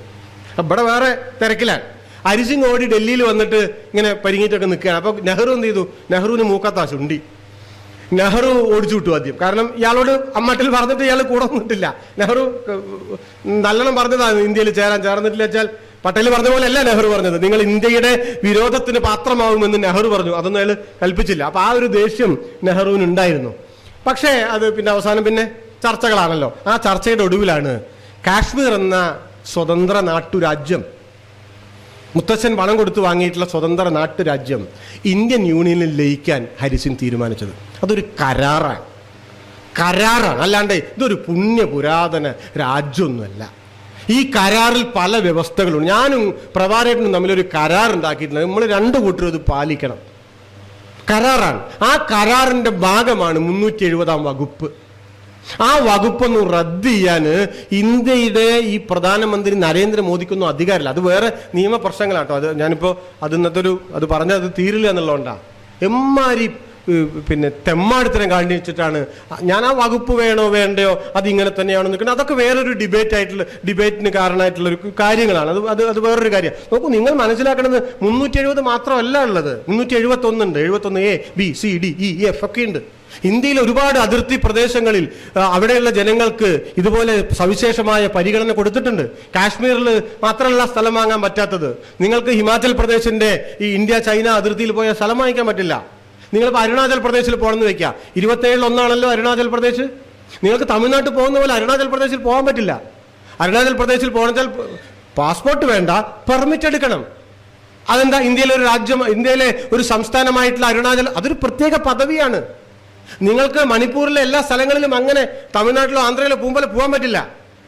ഈ പദവികൾ, സവിശേഷമായിട്ടുള്ള പിന്നെ എന്താ പറയുക, അധികാരങ്ങൾ അല്ലെങ്കിൽ പദവികൾ, വകുപ്പുകൾ, പരിഗണനകൾ എല്ലാം ഇന്ത്യൻ യൂണിയൻ അതാത് പ്രദേശത്തെ ജനങ്ങൾക്ക് നൽകുന്ന ഉറപ്പുകളാണ്. കാരണം ഇന്ത്യ ഉണ്ടായത് കരാറുകളുടെ അടിസ്ഥാനത്തിലാണ്. കരാറുകളാണ്. അപ്പൊ ആ കരാറിന്റെ അടിസ്ഥാനത്തിലാണ് കാശ്മീർ ഇന്ത്യയുടെ ഭാഗമായത്. ഇതാരും അംഗീകരിക്കുന്നില്ല? പാകിസ്ഥാൻ അംഗീകരിക്കുന്നില്ല. ഞാൻ ആദ്യം പറഞ്ഞില്ലേ, പാകിസ്ഥാൻ കാശ്മീർ ഇന്ത്യയുടെ ഭാഗമാണ് എന്ന് അംഗീകരിക്കാത്ത കാലത്തോളം കാശ്മീർ പ്രശ്നം തീരാൻ പോകുന്നില്ല. പിന്നെ ഈ കരാറോ? നമ്മൾ ആവർത്തിച്ചു പറയേണ്ടുന്ന ഒരു കാര്യം, ഈ കരാർ അങ്ങനെ ഒരു യുദ്ധ സാഹചര്യത്തിൽ പിന്നെന്താ ഗതികേട് കൊണ്ട് ഒരാള് നമ്മുടെ അടുത്ത് വന്നപ്പോ അയാളുടെ ഗതികേട് കൊണ്ടാണ് അയാൾ ആ സമയത്ത് ഇന്ത്യയിൽ ചേർന്നത്. അങ്ങനെ ചേർന്നു, കരാറുണ്ടാക്കി, ഞങ്ങൾ ചിലത് പാലിക്കാം എന്ന് ഇന്ത്യ ഉറപ്പ് കൊടുത്തു. ശ്രദ്ധിക്കണേ, ഞങ്ങൾ ചിലത് പാലിക്കാം എന്ന് ഇന്ത്യ ഉറപ്പ് കൊടുത്തു. ഇന്ത്യ ഉറപ്പ് കൊടുത്തപ്പോഴാണ് ഇന്ത്യയുടെ കൂടെ ചേർന്നത്. ആ ഉറപ്പ് ഇന്ത്യ പാലിച്ചോ? കഴിഞ്ഞ 75 വർഷം ആ ഉറപ്പ് ഇന്ത്യ പാലിച്ചോ? പരിശോധിക്കേണ്ടുന്ന ഒരു കാര്യമാണ്. നമ്മൾ നോക്കിയാൽ വലിയൊരു തോതിൽ പാലിക്കപ്പെട്ടില്ല എന്നാ കാണാൻ പറ്റുക. സ്വാഭാവികമായിട്ടും ജനങ്ങളുടെ ഇടയിൽ നിരാശയും മറ്റു കാര്യങ്ങളൊക്കെ ഉണ്ടായി. കേരളവും ബംഗാളും ത്രിപുരയും കഴിഞ്ഞാൽ ഇന്ത്യയിൽ ഏറ്റവും ഗംഭീരമായി ഭൂപരിഷ്കരണം നടന്ന 4ാമത്തെ സംസ്ഥാനം കാശ്മീരാണ്. മനസ്സിലാക്കണേ, കാശ്മീരിൽ അതുകൊണ്ട് കുറെ ആൾക്കാർ വിചാരിച്ചിട്ടില്ലെന്നറിയോ, ഒരു പഠിപ്പും വിദ്യാഭ്യാസവും ഇല്ലാത്ത ഈ ചെക്കന്മാരാണ് ഈ ഭീകരവാദം എന്നൊക്കെ. അല്ല, നല്ല വിദ്യാഭ്യാസമുള്ള ആൾക്കാരാണ്. പക്ഷെ എന്തുണ്ടായിട്ടില്ല? അതിനനുസരിച്ചുള്ള വികസനം വന്നില്ല, തൊഴിലുണ്ടായില്ല. സ്വാഭാവികമായിട്ടും അങ്ങനത്തെ ആൾക്കാരെ ഭീകരവാദികൾക്ക് പണമൊക്കെ കൊടുത്ത് പർച്ചേസ് ചെയ്യാൻ പറ്റി. അവര് എന്താ പറയാ, പലതരത്തിൽ അവർ സ്വാധീനിച്ച് ഭീകരവാദികൾ കുറച്ച് ആൾക്കാരെ ഒക്കെ ചേർക്കാനൊക്കെ പിന്നീട് സാധിച്ചു എന്നുള്ളത് വേറൊരു കാര്യം. ഞാൻ പറഞ്ഞു വന്നത്, ഈ മട്ടിൽ ആണ് കാശ്മീർ ഇന്ത്യയിൽ ചേർന്നത്. അന്ന് തുടങ്ങിയിട്ടുള്ള പ്രശ്നമാണ് ഈ പ്രശ്നം. അപ്പൊ അവരിത് അംഗീകരിക്കുന്നില്ല. കാശ്മീർ ഇന്ത്യയുടെ ഭാഗമാണ് എന്ന് പാകിസ്ഥാൻ അംഗീകരിക്കുന്നില്ല. നമ്മൾ പറയുന്നത് കാശ്മീർ ഇന്ത്യയുടെ അവിഭാജ്യ ഘടകമാണ്. സ്വാഭാവികമായിട്ടും ഈ ഒരു തർക്കം വരുമ്പോൾ ഈ ഒരു തർക്കത്തെ എങ്ങനെയാണ് നിങ്ങൾക്ക് ബലപ്രയോഗത്തിലൂടെ ആയുധം കൊണ്ട് മാത്രം കീഴ്പ്പെടുത്താൻ സാധിക്കുക? ഒരിക്കലും സാധിക്കില്ല. അതേസമയം ആയുധം ഉപയോഗിക്കേണ്ട സമയത്ത് ഇപ്പൊ ഭീകരവാദികളോട് ഫോർ എക്സാമ്പിൾ നിങ്ങൾ അവരോട് സെമിനാർ നടത്തിയിട്ടൊന്നും കാര്യമില്ല. CPIM അതുകൊണ്ടാണ് വളരെ നമ്മുടെ പ്രസ്താവനയൊക്കെ കാര്യങ്ങൾ നിങ്ങൾ ശ്രദ്ധിച്ചോ? ഇന്ത്യ നടത്തിയിട്ടുള്ള സൈനിക നീക്കത്തെ CPIM പരിപൂർണമായി പിന്തുണയ്ക്കുകയാണ് ചെയ്തത്. കാരണം അത്രയും പ്രൊഫഷണൽ ആയിട്ടാണ് ഇന്ത്യ ആർമി അത് കൈകാര്യം ചെയ്തത്. കാരണം നിങ്ങൾ ഭീകരവാദികളോട് ഇങ്ങനെ ഈ വെടിയുതിർക്കാൻ വരുന്ന മനുഷ്യരോട് നിങ്ങൾ മതേതരത്വമൊന്നും പറഞ്ഞിട്ട് കാര്യമില്ല. അത് വേറൊരു കാര്യമാണ്. അതേസമയം ഇന്ത്യ സർക്കാർ ചെയ്യുന്നത് എന്താ? ഞാൻ അതുകൂടി പറഞ്ഞിട്ട് അവസാനിപ്പിക്കാം. ഇപ്പോ സൈനിക നടപടിയിലൂടെ അല്ലെങ്കിൽ ബലപ്രയോഗത്തിലൂടെ ഈ പ്രശ്നമാകെ പരിഹരിക്കാൻ സാധിക്കും എന്നുള്ളിടത്തേക്ക് ഇപ്പൊ കാര്യങ്ങൾ എത്തിയിരിക്കുകയാണ്.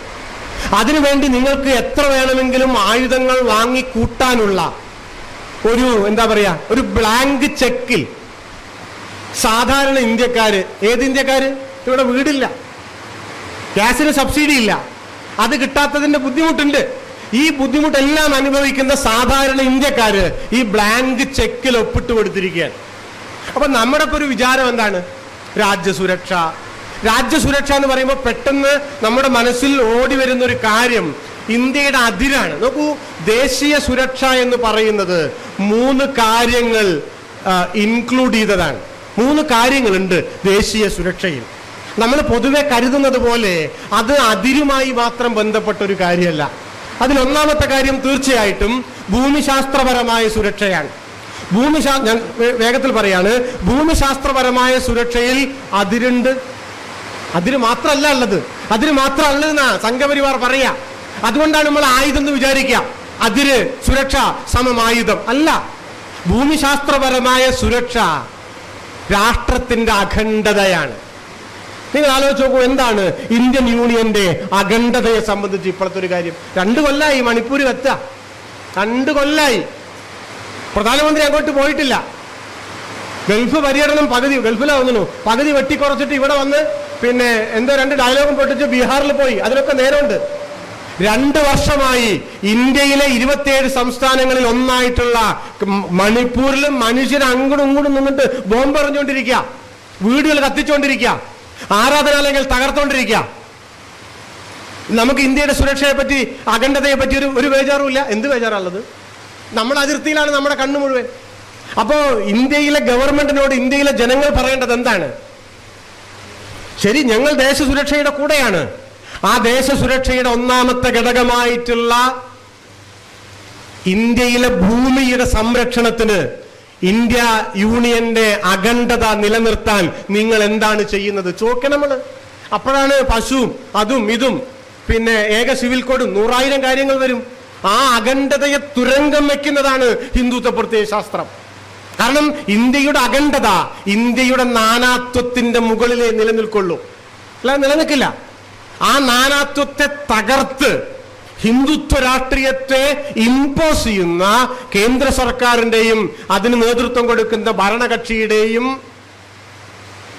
രാഷ്ട്രസങ്കല്പത്തിനെതിരായിട്ടുള്ള സിദ്ധാന്തങ്ങളെ ജനങ്ങളുടെ മുമ്പേ തുറന്നു കാണിക്കണം നമ്മൾ. ഇതാണ് ഒരു പോയിന്റ്. രണ്ടാമത്തെ ദേശീയ സുരക്ഷയിൽ ഇൻക്ലൂഡഡ് ആയിട്ടുള്ള കാര്യം എന്താ? അത് സർക്കാരിന്റെ സുരക്ഷയാണ്. അതെന്താ സർക്കാരിന്റെ സുരക്ഷ? സർക്കാരിന്റെ സുരക്ഷ അതിന്റെ സ്ഥിരതയുമായി ബന്ധപ്പെട്ടതാണ്. തീർന്നില്ല. പിന്നെയോ, മെച്ചപ്പെട്ട സൗകര്യങ്ങൾ ലഭ്യമാകാൻ സഹായകരമായ ഗവൺമെന്റ് ഉണ്ടാകുന്നു എന്ന ജനങ്ങളുടെ പ്രതീക്ഷയാണ്. കുറച്ച് കോംപ്ലിക്കേറ്റഡ് ആയിട്ടുള്ള ഒരു വാചകമാണ്, മനസ്സിലായിട്ടുണ്ടാവുമെന്ന് വിചാരിക്കണം. മെച്ചപ്പെട്ട സൗകര്യങ്ങൾ ഞങ്ങൾക്ക് ഉണ്ടാവണം. ഈ സൗകര്യങ്ങൾ പ്രൊവൈഡ് ചെയ്യാൻ പറ്റുന്ന ഒരു സർക്കാർ ഉണ്ടാവണം. ആ സർക്കാരിന് സ്ഥിരതയുണ്ടാവണം. ദേശീയ സുരക്ഷയിലെ പരമപ്രധാനമായ രണ്ടാമത്തെ കാര്യം. അതുകൊണ്ട് ദേശീയ സുരക്ഷ എന്ന് പറയുമ്പോൾ സമം റാഫേൽ എന്ന് വിചാരിക്കരുത്. അത് മാധ്യമങ്ങൾ ഉണ്ടാക്കിയതാണ്. ഇപ്പൊ അരുൺകുമാറിനെ പോലെയുള്ള ആളുകൾ അതിനെ എന്താ പറയാ, എണ്ണയൊന്നല്ല ഒഴിച്ചിട്ടില്ല, എന്താ ഒഴിച്ചിട്ടുള്ളത് നമുക്ക് പറയാൻ പറ്റും. അവരുണ്ടാക്കിയതാണ്, അങ്ങനെയല്ല. മൂന്നാമത്തെ എലമെന്റ് എന്താണ് ദേശീയ സുരക്ഷയിൽ? അത് പരമപ്രധാനമാണ്, ഇതല്ല എന്നുള്ളതല്ല. മൂന്നാമത്തേത് ഒന്നുകൂടി പ്രധാനമാണ്. അത് മൗലികാവകാശങ്ങൾക്കുള്ള ജനങ്ങളുടെ പിന്നെ എന്താ പറയാ അർഹതയാണ്. ജനങ്ങൾക്ക് അതിന് അർഹതയുണ്ട്. മൗലികാവകാശങ്ങൾ അത് ഹനിക്കപ്പെടുന്നില്ല എന്ന് ഉറപ്പാക്കേണ്ടതുണ്ട്. യഥാർത്ഥത്തിൽ ഈ ദേശീയ സുരക്ഷയുടെ മൂന്നാമത്തെ എലമെന്റിനെ സംരക്ഷിക്കാനാണ് 1ഉം 2ഉം ഭാഗങ്ങളുള്ളത് എന്ന് മനസ്സിലാക്കണം. ഇത് ആധുനിക രാഷ്ട്രതന്ത്രത്തിലെ കാര്യം. അതുകൊണ്ടാണ് നിങ്ങൾ ശ്രദ്ധിച്ചോ, ലോകത്തെവിടെയും ഒരു രാജ്യത്തിനും ഒരു ആക്രമണ മന്ത്രിയില്ല. എന്താ ഇല്ലാത്തത്? ഒരു യുദ്ധകാര്യമന്ത്രിയില്ല. അമേരിക്കയ്ക്ക് പോലും ഇല്ല. 2000-ന് ശേഷം 9 യുദ്ധങ്ങൾ അമേരിക്ക നേരിട്ട് നടത്തി. 9 യുദ്ധങ്ങൾ, 8-9 യുദ്ധങ്ങൾ നാറ്റോവിന്റെ നേതൃത്വത്തിൽ. നാറ്റോ അമേരിക്കയുടെ സൈനിക സഖ്യമാണ്, North Atlantic Treaty Organisation, NATO. അതിന്റെ നേതൃത്വത്തിൽ 8ആണോ 9ആണോ എന്നൊക്കെ ഓർമ്മയില്ല, അത്രയും യുദ്ധങ്ങൾ ഇപ്പോഴും നടന്നുകൊണ്ടിരിക്കുക. ലോകത്തിലെ 80 രാജ്യങ്ങളിൽ അമേരിക്കയ്ക്ക് സൈനിക താവളങ്ങളുണ്ട്. ആലോചിച്ച് നോക്കണം, 80 രാജ്യങ്ങളിൽ സൈനിക താവളങ്ങളുണ്ട്. ഇപ്പോ ഇറാനെയൊക്കെ പറ്റി പറയുമ്പോ നമ്മളിപ്പോ പറഞ്ഞുകൊണ്ടിരിക്കുന്നത് എന്താ? ഇറാനെ വിടൂ നിങ്ങൾ. നമ്മളിപ്പോ പറഞ്ഞുകൊണ്ടിരിക്കുന്നത് പാകിസ്ഥാന്റെ കയ്യിൽ അണുവായുധങ്ങളുണ്ട്, അവരത് ഉപയോഗിക്കും അല്ലേ? ആ സമയത്ത് പോലും നമ്മൾ പോലും പറയുന്നില്ല ലോകത്ത് മനുഷ്യരുടെ മേൽ അണുവായുധം പ്രയോഗിച്ച ഒരേ ഒരു രാജ്യമേ ഉള്ളൂ. തീവ്രവാദികൾ പ്രയോഗിച്ചിട്ടില്ല. ഒരു മുസ്ലിം തീവ്രവാദിയും പ്രയോഗിച്ചിട്ടില്ല. ഞാൻ അവർ ചെയ്യണത് എറപ്പാളിത്തരം ചെറുതാക്കി കാണുകയല്ല, അത് വളരെ വലുതാണ്. അതിനെ ഇല്ലായ്മ ചെയ്യേണ്ടതല്ല, യാതൊരു സംശയമില്ല. പക്ഷേ സാധു മനുഷ്യരുടെ മേൽ ആണവായുധം പ്രയോഗിച്ച ഒരേ ഒരു രാജ്യം അമേരിക്കയാണ് അല്ലെ? എന്താ അവര് സമാധാനം പറഞ്ഞുകൊണ്ടിരിക്കുന്ന ആലോചിച്ച് നോക്കൂ. ഹിരോഷിമയിലെയും നാഗസാക്കിയിലെയും ജനങ്ങളുടെ ദുരിതം തീർന്നിട്ടില്ല. ആ അമേരിക്കയ്ക്ക് പോലും ഒരു ആക്രമണ മന്ത്രി ഇല്ല എന്നാ ഞാൻ പറഞ്ഞതിന്റെ സാരം അതാണ്. ഒരു യുദ്ധമന്ത്രി ഉണ്ടോ? പ്രതിരോധ മന്ത്രിയുള്ളൂ. അതുകൊണ്ട് സംഘപരിവാർ വിചാരിക്കുന്നത് പോലെയല്ല. നരേന്ദ്രമോദി പൃഥ്വിരാജ് ചൗഹാന്റെ ഇന്നത്തെ ഇന്ത്യൻ പതിപ്പല്ല അല്ല. അല്ലെങ്കിൽ പിന്നെ എന്താ രാജരാജ ചോളനെ അറിയില്ല? ഇതൊക്കെ ഇന്ത്യ അങ്ങോട്ട് എവിടെയൊക്കെ പോയി എന്നറിയാം. ഇന്നത്തെ ഇന്ത്യയുടെ അതിനൊക്കെ വലിപ്പുണ്ട് തോന്നുന്നുണ്ട്, ഇന്ത്യക്ക് വെളിയിലൊക്കെ ഉണ്ട്. രാജരാജ ചോളന്റെ 2021 പതിപ്പല്ല നരേന്ദ്രമോദി. അങ്ങനത്തെ കിരീടം കുപ്പായൊക്കെ ചെരുപ്പൊക്കെ ഇട്ടിട്ട് ഇവര് പിന്നെ AI ഫോട്ടോ ഒക്കെ ഉണ്ടാക്കി പ്രചരിപ്പിക്കുന്നുണ്ട്. ആധുനിക ദേശരാഷ്ട്രത്തിൽ യുദ്ധം എന്ന് പറയുന്ന ഒരു സംഗതിക്ക് പ്രാധാന്യമില്ല. നിർണായകമായ സന്ദർഭത്തിൽ യുദ്ധം വേണ്ടി വന്നേക്കാം, മേ ബി. അങ്ങനെ യുദ്ധം വേണ്ട സന്ദർഭത്തിൽ പോലും പഴയ രാജ്യങ്ങളിൽ നിന്ന്, ഗോത്രവർഗങ്ങളിൽ നിന്ന് വ്യത്യസ്തമായി ആധുനിക ദേശരാഷ്ട്രങ്ങൾ, ശ്രദ്ധിക്കണേ, യുദ്ധത്തെ പറ്റിപ്പോലും സമാധാനത്തിന്റെ ഭാഷയിൽ സംസാരിക്കണം. ഇത് രാഷ്ട്രസങ്കല്പ. അതുകൊണ്ടാണ് ആയുധമന്ത്രി അല്ലെങ്കിൽ ആക്രമണ മന്ത്രി ഇല്ലാത്തത്. യുദ്ധം പോലും പ്രതിരോധമായി കാണുക എന്നതാണ് ആധുനിക രാഷ്ട്രതന്ത്രത്തിന്റെ രീതി. പക്ഷെ എന്താ നമ്മുടെ രാജ്യത്ത് നടക്കുന്നത് നോക്കൂ നിങ്ങൾ. ഗോത്രവർഗങ്ങളല്ലേ ഇവിടെ? ഗോത്രവർഗങ്ങളിൽ നിന്ന് ഗ്വാ പറഞ്ഞുകൊണ്ടിരിക്കല്ലേ? ആധുനികതയുടെ തരിമ്പുകളില്ലല്ലോ, പറഞ്ഞുകൊണ്ടിരിക്കുക. എന്നിട്ട് യുദ്ധം നല്ലതാന്ന് പറയാ. അതിന്റെ ആയുധ കച്ചവടം, അതിന്റെ കമ്മീഷനും ഇപ്പൊ റാഫേൽ ഉൾപ്പെടെയുള്ള കാര്യങ്ങളിലേക്ക് നമ്മൾ വന്നാണ്ടല്ലോ. ഞാൻ പറഞ്ഞില്ല, അത് വേറൊരു സെമിനാറിന്റെ വിഷയ. ആ താല്പര്യമുള്ളവരുണ്ടാവും. പക്ഷേ ഇന്ത്യയിലെ സാമാന്യ ജനങ്ങൾ, ഏത് പാർട്ടിയും ആവട്ടെ, BJP ആരാവട്ടെ, ആർക്കോ വോട്ട് ചെയ്യും, അതൊക്കെ പിന്നെ അതൊരു കാര്യമാണ്. അപ്പൊ ഈ മട്ടിൽ നമ്മുടെ രാജ്യത്തിന്റെ നേതൃത്വത്തെ രാഷ്ട്രീയമായ പരിഹാരമാണ് കാശ്മീർ പ്രശ്നത്തിന് ഉണ്ടാകേണ്ടത് എന്ന് ബോധ്യപ്പെടുത്താനുള്ള രാഷ്ട്രീയ ചുമതല ഇന്ത്യയിലെ ജനങ്ങൾക്കുണ്ട്. അതർവൈസ് ഈ പ്രശ്നം തീരാൻ പോകുന്നില്ല. അതിന് പകരം ഇന്ത്യ ഇപ്പോ സ്വീകരിച്ചുകൊണ്ടിരിക്കുന്ന നദീജല ഒക്കെ ഉണ്ടല്ലോ, അതൊക്കെ ഒരു ആധുനിക സമൂഹത്തിനും യോജിച്ചിട്ടുള്ള ഒരു കാര്യമല്ല. എനിക്കറിയില്ല ഇന്ത്യ ദീർഘകാലത്തേക്ക് BJPയുടെ സർക്കാർ തന്നെ അത് പിന്തുടരുമോ എന്ന കാര്യമൊന്നും നമുക്കിപ്പോൾ പറയാൻ പറ്റുന്ന കാര്യമല്ല. അപ്പോൾ ഒന്ന് ഭീഷണിപ്പെടുത്താൻ വേണ്ടി പറഞ്ഞതാണോ എന്ന് നമുക്കറിയില്ല. അതൊക്കെ വരാൻ പോകുന്ന കാര്യങ്ങളാണ്. ഏതായാലും CPIM-നെ പോലെയുള്ള ഒരു ആധുനിക ജനാധിപത്യ ബോധ്യങ്ങളുള്ള ഒരു രാഷ്ട്രീയ പ്രസ്ഥാനം, ആധുനിക ദേശരാഷ്ട്ര സങ്കല്പങ്ങളെ പറ്റി തികഞ്ഞ ബോധ്യമുള്ള ഒരു രാഷ്ട്രീയ പ്രസ്ഥാനം ഗോത്രവർഗ സമാനമായ യുദ്ധനീതികളെ ഒരു കാലത്തും പിന്തുണയ്ക്കുകയില്ല. ഞാൻ ആവർത്തിച്ചു പറയാണ്, അനിവാര്യമായ സന്ദർഭത്തിൽ സൈനിക നീക്കങ്ങൾ ആവശ്യമായി വരികയാണെങ്കിൽ ഒരു രാഷ്ട്രത്തിന് അത് വേണ്ടി വന്നേക്കാം. അനിവാര്യമായ സന്ദർഭത്തിൽ, അവസാനത്തെ സന്ദർഭത്തിൽ, അത്തരം സന്ദർഭങ്ങളിൽ പോലും ആ രാഷ്ട്രം സമാധാനത്തിന്റെ ഭാഷയിൽ യുദ്ധത്തെ പറ്റി സംസാരിക്കണം. ഈ കാര്യം നാം നിരന്തരമായി പറഞ്ഞുകൊണ്ടിരിക്കണം. അങ്ങനെ പറഞ്ഞുകൊണ്ടിരിക്കുമ്പോൾ യുദ്ധമല്ല ഈ, ഞാൻ ഒറ്റ കാര്യം പറഞ്ഞിട്ട് അവസാനിപ്പിക്കാം. നരേന്ദ്രമോദിയുടെ നമ്മൾ പറയുമ്പോൾ എല്ലാം പറയണമല്ലോ. പിന്നെ മോദി പറഞ്ഞ ഒരു വാചകം കോട്ട് ചെയ്യേണ്ടി വരുമെന്ന് ഞാൻ എൻ്റെ ജീവിതത്തിൽ പ്രതീക്ഷിച്ചതല്ല. പക്ഷെ അങ്ങനത്തെ ഒരു വാചകം അദ്ദേഹം ഈ ഈ സമയത്ത് പറയേണ്ടത്. അതെന്താന്ന് വെച്ചാൽ, ഈ കാലത്തിന് പറ്റിയതല്ല യുദ്ധം എന്നാണ്. നമ്മുടെ നാട്ടിൽ RSS അങ്ങനെയല്ല പറഞ്ഞുകൊണ്ടിരിക്കുന്നത്, ഓനെ ചുട്. അതിൻ്റെ ഫ്രസ്ട്രേഷൻ ആയിരുന്നു കേട്ടോ. ഇവിടെയുള്ള കുറേ വേട്ടവളിമാർ വിചാരിച്ചെന്താണെന്നറിയോ, ഈ 10 ദിവസം കൊണ്ട് പാകിസ്ഥാനൊക്കെ ഇല്ലാതെയാവും, അതൊക്കെ അങ്ങോട്ട് തകർന്ന് തവിട് പൊടിയാവും, റീത്തൊക്കെ വെച്ചല്ലോ ഇവര്. അപ്പോൾ ആരുടെ ഒരു ട്വീറ്റിൽ കണ്ടിരുന്നു, ട്വീറ്റിലാണെന്ന് തോന്നുന്നുണ്ട്, പിന്നെ എന്താ പറയുക, ഇന്ത്യ ടുഡേ കറാച്ചിനെ കീഴ്പ്പെടുത്തി. ചാനലുകാരാണല്ലോ ഓരോ പാകിസ്ഥാനിലത്തെ ഓരോ നഗരങ്ങളെയും ചാനലുകാർ പിടിച്ച. ഞാനൊരു ദിവസം രാവിലെ ടെലിവിഷൻ ചാനൽ തുറന്നു നോക്കിയപ്പോൾ കറാച്ചി, ലാഹോർ, ഇസ്ലാമാബാദ് ഉൾപ്പെടെയുള്ള 15 നഗരങ്ങൾ ഇല്ലാതെയായി. പിന്നെ കറാച്ചിയിലെ സ്റ്റേഡിയം ഒക്കെ കണ്ടിട്ടില്ലേ? നിങ്ങൾ കണ്ടില്ലേ? ഫേസ്ബുക്കിലൊക്കെ അതിൻ്റെ ചിത്രം കണ്ടിട്ടുണ്ടോ? ഒക്കെ AI ആണ്. നമ്മളൊക്കെ എത്രയോ TV-യിലാണ്, നേരിട്ടല്ല. ഈ ഇമ്രാൻഖാൻ്റെ ഒക്കെ കളി കാണാൻ വേണ്ടിയിട്ട് കാണുന്ന സമയത്ത് വസീം അക്രമത്തിൻ്റെ ഒക്കെ ഏറ് കാണാൻ ഈ കറാച്ചിയിലെ സ്റ്റേഡിയം അതൊക്കെ പൊളിഞ്ഞെടുക്കുക. അപ്പോൾ നോക്കുമ്പോൾ കറാച്ചി പിടിച്ചു, പിന്നെ ഇസ്ലാമാബാദ് പിടിച്ചു, ലാഹോർ പിടിച്ചു, എല്ലാം പിടിച്ചു. അപ്പോൾ ഏതോ ഒരു പത്രക്കാരനാണ്, ആരാന്ന് എനിക്ക് ഓർമ്മയില്ല, ഇങ്ങനെ ഇന്ത്യ ടുഡേ കറാച്ചി പിടിച്ചു, ആജ് തക്ക് ഇസ്ലാമാബാദ് പിടിച്ചു. റിപ്പബ്ലിക് TV ഉണ്ട്, അർണാബ് ഗോസ്വാമി എന്ന് പറഞ്ഞിട്ട് ഒരു ചങ്ങാതിയുണ്ട്, അയാൾ പാകിസ്ഥാൻ മുഴുവൻ പിടിച്ചു. നമ്മുടെ പിന്നെ അരുൺകുമാറിനും സുജയ ചേച്ചിക്കും ഒരു പഞ്ചായത്തെങ്കിലും വെക്കടേ എന്നിട്ട് ആരുടെ ഒരു ട്വീറ്റാണ്. കാരണം ഇവർ ചെന്നപ്പോഴേക്ക് എൻ്റയർ പാകിസ്ഥാൻ പോയേ. ഈ വിഡ്ഢികൾ ഇത് വിശ്വസിച്ചിരിക്കുക കേട്ടോ. പാകിസ്ഥാനെ മുഴുവൻ ഇന്ത്യൻ ആർമി തവിട് പൊടിയാക്കി ഞാൻ പറയുന്നത് വേണമെങ്കിൽ അതൊക്കെ സാധിക്കും, പക്ഷെ ഇന്ത്യ ചെയ്യില്ല. ഇന്ത്യൻ ആർമി ചെയ്യില്ല. അത് വേറൊരു കാര്യമാണ്. നിങ്ങളൊന്ന് ആലോചിച്ച് നോക്കൂ, ഈ അണവായുധങ്ങളുണ്ട് പാകിസ്ഥാന്റെ കയ്യിൽ അല്ലേ? ഈ പാകിസ്ഥാൻ രാജ്യങ്ങൾ ഇല്ലാണ്ടായി വിചാരിക്കുക, ഈ ആണവായുധങ്ങൾ ഈ ഭീകരവാദികളുടെ കയ്യിൽ കിട്ടിയെന്ന് വിചാരിക്കുക. പൂക്കോട്ടാവിലെ RSS പറയുന്നത് പോലെ പ്രധാനമന്ത്രിയായ നരേന്ദ്രമോദിക്ക് പോലും ചെയ്യാൻ കഴിയില്ല എന്നാണ് ഞാൻ പറയുന്നത്. അതുകൊണ്ടാണ് കൃത്യസമയത്ത് അവരത് നിർത്തും. പക്ഷെ ഇവർക്ക് വാട്സപ്പ് യൂണിവേഴ്സിറ്റിയിൽ നിന്ന് കിട്ടുന്ന സാധനമല്ലേ, വിറ്റിക്ക് വേറെ എന്ത് വിവരമുള്ളത്? അവരാകെ ഫ്രസ്ട്രേറ്റഡ് ആയപ്പോഴോ പത്രസമ്മേളനം നടത്തിയിട്ടുള്ള ഒരു പാവം ചങ്ങായിയുടെ അച്ഛനെ വിളിച്ചു. അയാളൊന്നും ചെയ്തിട്ടില്ല.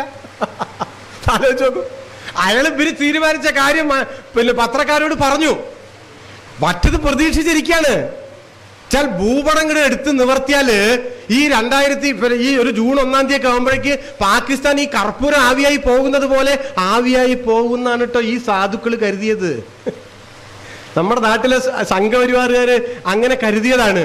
അപ്പൊ അതിന്റെ ഒരു ഫ്രസ്ട്രേഷൻ തീർക്കാൻ വേണ്ടിയിട്ടാണ് അവർ ഈ കാര്യങ്ങൾ അത്രയും പറഞ്ഞുകൊണ്ടിരുന്നത്. ഞാൻ പറഞ്ഞത് മറ്റേ മോദിയുടെ പ്രസ്താവനയെ സംബന്ധിച്ച അദ്ദേഹം പറഞ്ഞു, ഈ കാലത്തിന് പറ്റിയതല്ല യുദ്ധം. ഗംഭീര വാചകാട്ടോ. അദ്ദേഹം അങ്ങനെ വിശ്വസിക്കുന്നുണ്ടാവും, പക്ഷെ നിങ്ങൾ അങ്ങനെ വിശ്വസിക്കരുത് നിർബന്ധം ഉണ്ടാവും. അതാണ് അതിന്റെ പ്രത്യേകത, അതാണ് അതിന്റെ ഒരു ഡയലറ്റിക്സ്. മുപ്പരങ്ങനെ വിശ്വസിക്കുന്നുണ്ട്, കാരണം യുദ്ധമായിട്ട് ഏറെ കാലം പോകാൻ പറ്റില്ല, ഭരണാധികാരിക്ക് പോകാൻ പറ്റില്ല, അത് പുള്ളിക്ക് അറിയാം. അതുകൊണ്ട് അവര് സമയത്ത് നിർത്തും. പക്ഷെ അങ്ങനെ നിർത്തുമ്പോഴും മോഹം എന്താണ്? നിങ്ങൾ അങ്ങനെ വിശ്വസിക്കരുത്. യുദ്ധം ആജീവനാന്ത കാലത്തോളം തുടരണം എന്ന് ഇന്ത്യയിലെ ജനങ്ങൾ വിശ്വസിക്കണമെന്ന് കരുതുന്നുണ്ടാകാം. കാരണം ജനങ്ങൾ അങ്ങനെ കരുതിയാലാണ് അടുത്ത വർഷം 8 ലക്ഷം കോടി റുപ്യ പ്രതിരോധത്തിന് വെക്കാൻ പറ്റുള്ളൂ. റാഫേൽ വിമാനം എത്ര കോടി അധികം. അപ്പൊ നമ്മൾ പറയാം, കോടി പോയാ പോട്ടേന്ന്, പാകിസ്ഥാന്റെ നിന്ന് രക്ഷപ്പെടുമല്ലോ ഈ ഒരു സാധനം ഉണ്ടാക്കാൻ. അപ്പൊ പിന്നെ ഇന്നത്തെ കാലത്തിന് എന്താ പറ്റുക? ഇന്നത്തെ കാലത്തിന് യുദ്ധം പറ്റില്ല. ഇന്നത്തെ കാലത്തിന് എന്ത് പറ്റും? നിങ്ങൾ ആലോചിച്ച് നോക്കൂ. ഇപ്പൊ ഇന്ത്യയിൽ നിന്ന് നമ്മുടെ ഈ നാട്ടിൽ തന്നെ എത്ര ആൾക്കാർ അമേരിക്ക പോണു, യൂറോപ്പ് പോണു, ഗൾഫ് പോണു, അവിടെ പോണു. യുദ്ധത്തിനാ? ആയുധമുണ്ടോ? കത്തിയുണ്ടോ? ഇല്ല. എന്തിനാ പോകുന്നത്? ജോലിക്കാണ്, കച്ചവടത്തിനാണ്, അല്ലെ? പഠിക്കാനാണ്, എന്തിനൊക്കെയാണ്? സ്വാഭാവികമായും ഇന്നത്തെ കാലത്തിന് പറ്റിയ ഈ കാര്യങ്ങൾ പരിശീലിപ്പിക്കാനല്ലേ ഇന്നത്തെ സംവിധാനങ്ങൾ വേണ്ടത്? അതിനാണ് വേണ്ടത്. നിങ്ങൾ ആലോചിച്ച് നോക്കൂ. ഇപ്പൊ നമ്മളിവിടെ കുരുമുളക് ഉണ്ടാക്കുന്നില്ലേ? ഇവിടെ കുരുമുളക് ഉണ്ടാക്കിയിട്ട് നമ്മൾ സായിപ്പിന് കൊടുക്കുകയാണ്. ആലോചിച്ച് നോക്കണം. ലോകത്തിന്റെ ഒരു അവസ്ഥ നമ്മൾ ആലോചിച്ച് നോക്കണം കേട്ടോ. ഇപ്പൊ നിങ്ങളുടെ എല്ലാം വീട്ടിൽ ചിലപ്പോ 10 20 കൊടി ഉണ്ടാവും, അല്ലെങ്കിൽ ചിലപ്പോ ഒരു 10 25 കവുങ്ങുണ്ടെച്ചാൽ അതിലൊരു 4 കൊടി നമ്മൾ പിടിപ്പിക്കും. എന്നിട്ട് എന്ത് ചെയ്യുന്നു? നമ്മളത് ഉണ്ടാക്കിയിട്ട് സാഹിബിന് കൊടുക്കുകയാണ്. എന്നിട്ടോ നമുക്ക് ചമ്മന്തി അരയ്ക്കാനുള്ള വറ്റൽ മുളക് മെക്സിക്കോന്ന് വന്ന സാധനം ഇപ്പൊ ആന്ധ്രയിൽ നിന്ന് വാങ്ങിക്കൊണ്ടിരിക്കുക. ആലോചിച്ചു, ഇതാണ് ലോകം. അപ്പൊ നമ്മൾ എന്തിനാ പരിശീലിക്കേണ്ടത്? ഈ ലോകത്തെ എങ്ങനെ ജീവിക്കണം എന്നുള്ളതിനാ പരിശീലിക്കേണ്ടത്. ആ കാര്യം കേട്ടോ. പിന്നെ സ്വരാജ് പറഞ്ഞുള്ളൂ, അത്രേ പറഞ്ഞുള്ളൂ. എമ്മാരി തെറി കേൾക്കേണ്ടി വന്നു. എന്തുകൊണ്ടാണ്? അതിന്റെ കാര്യം ഇത്രയേ ഉള്ളൂ.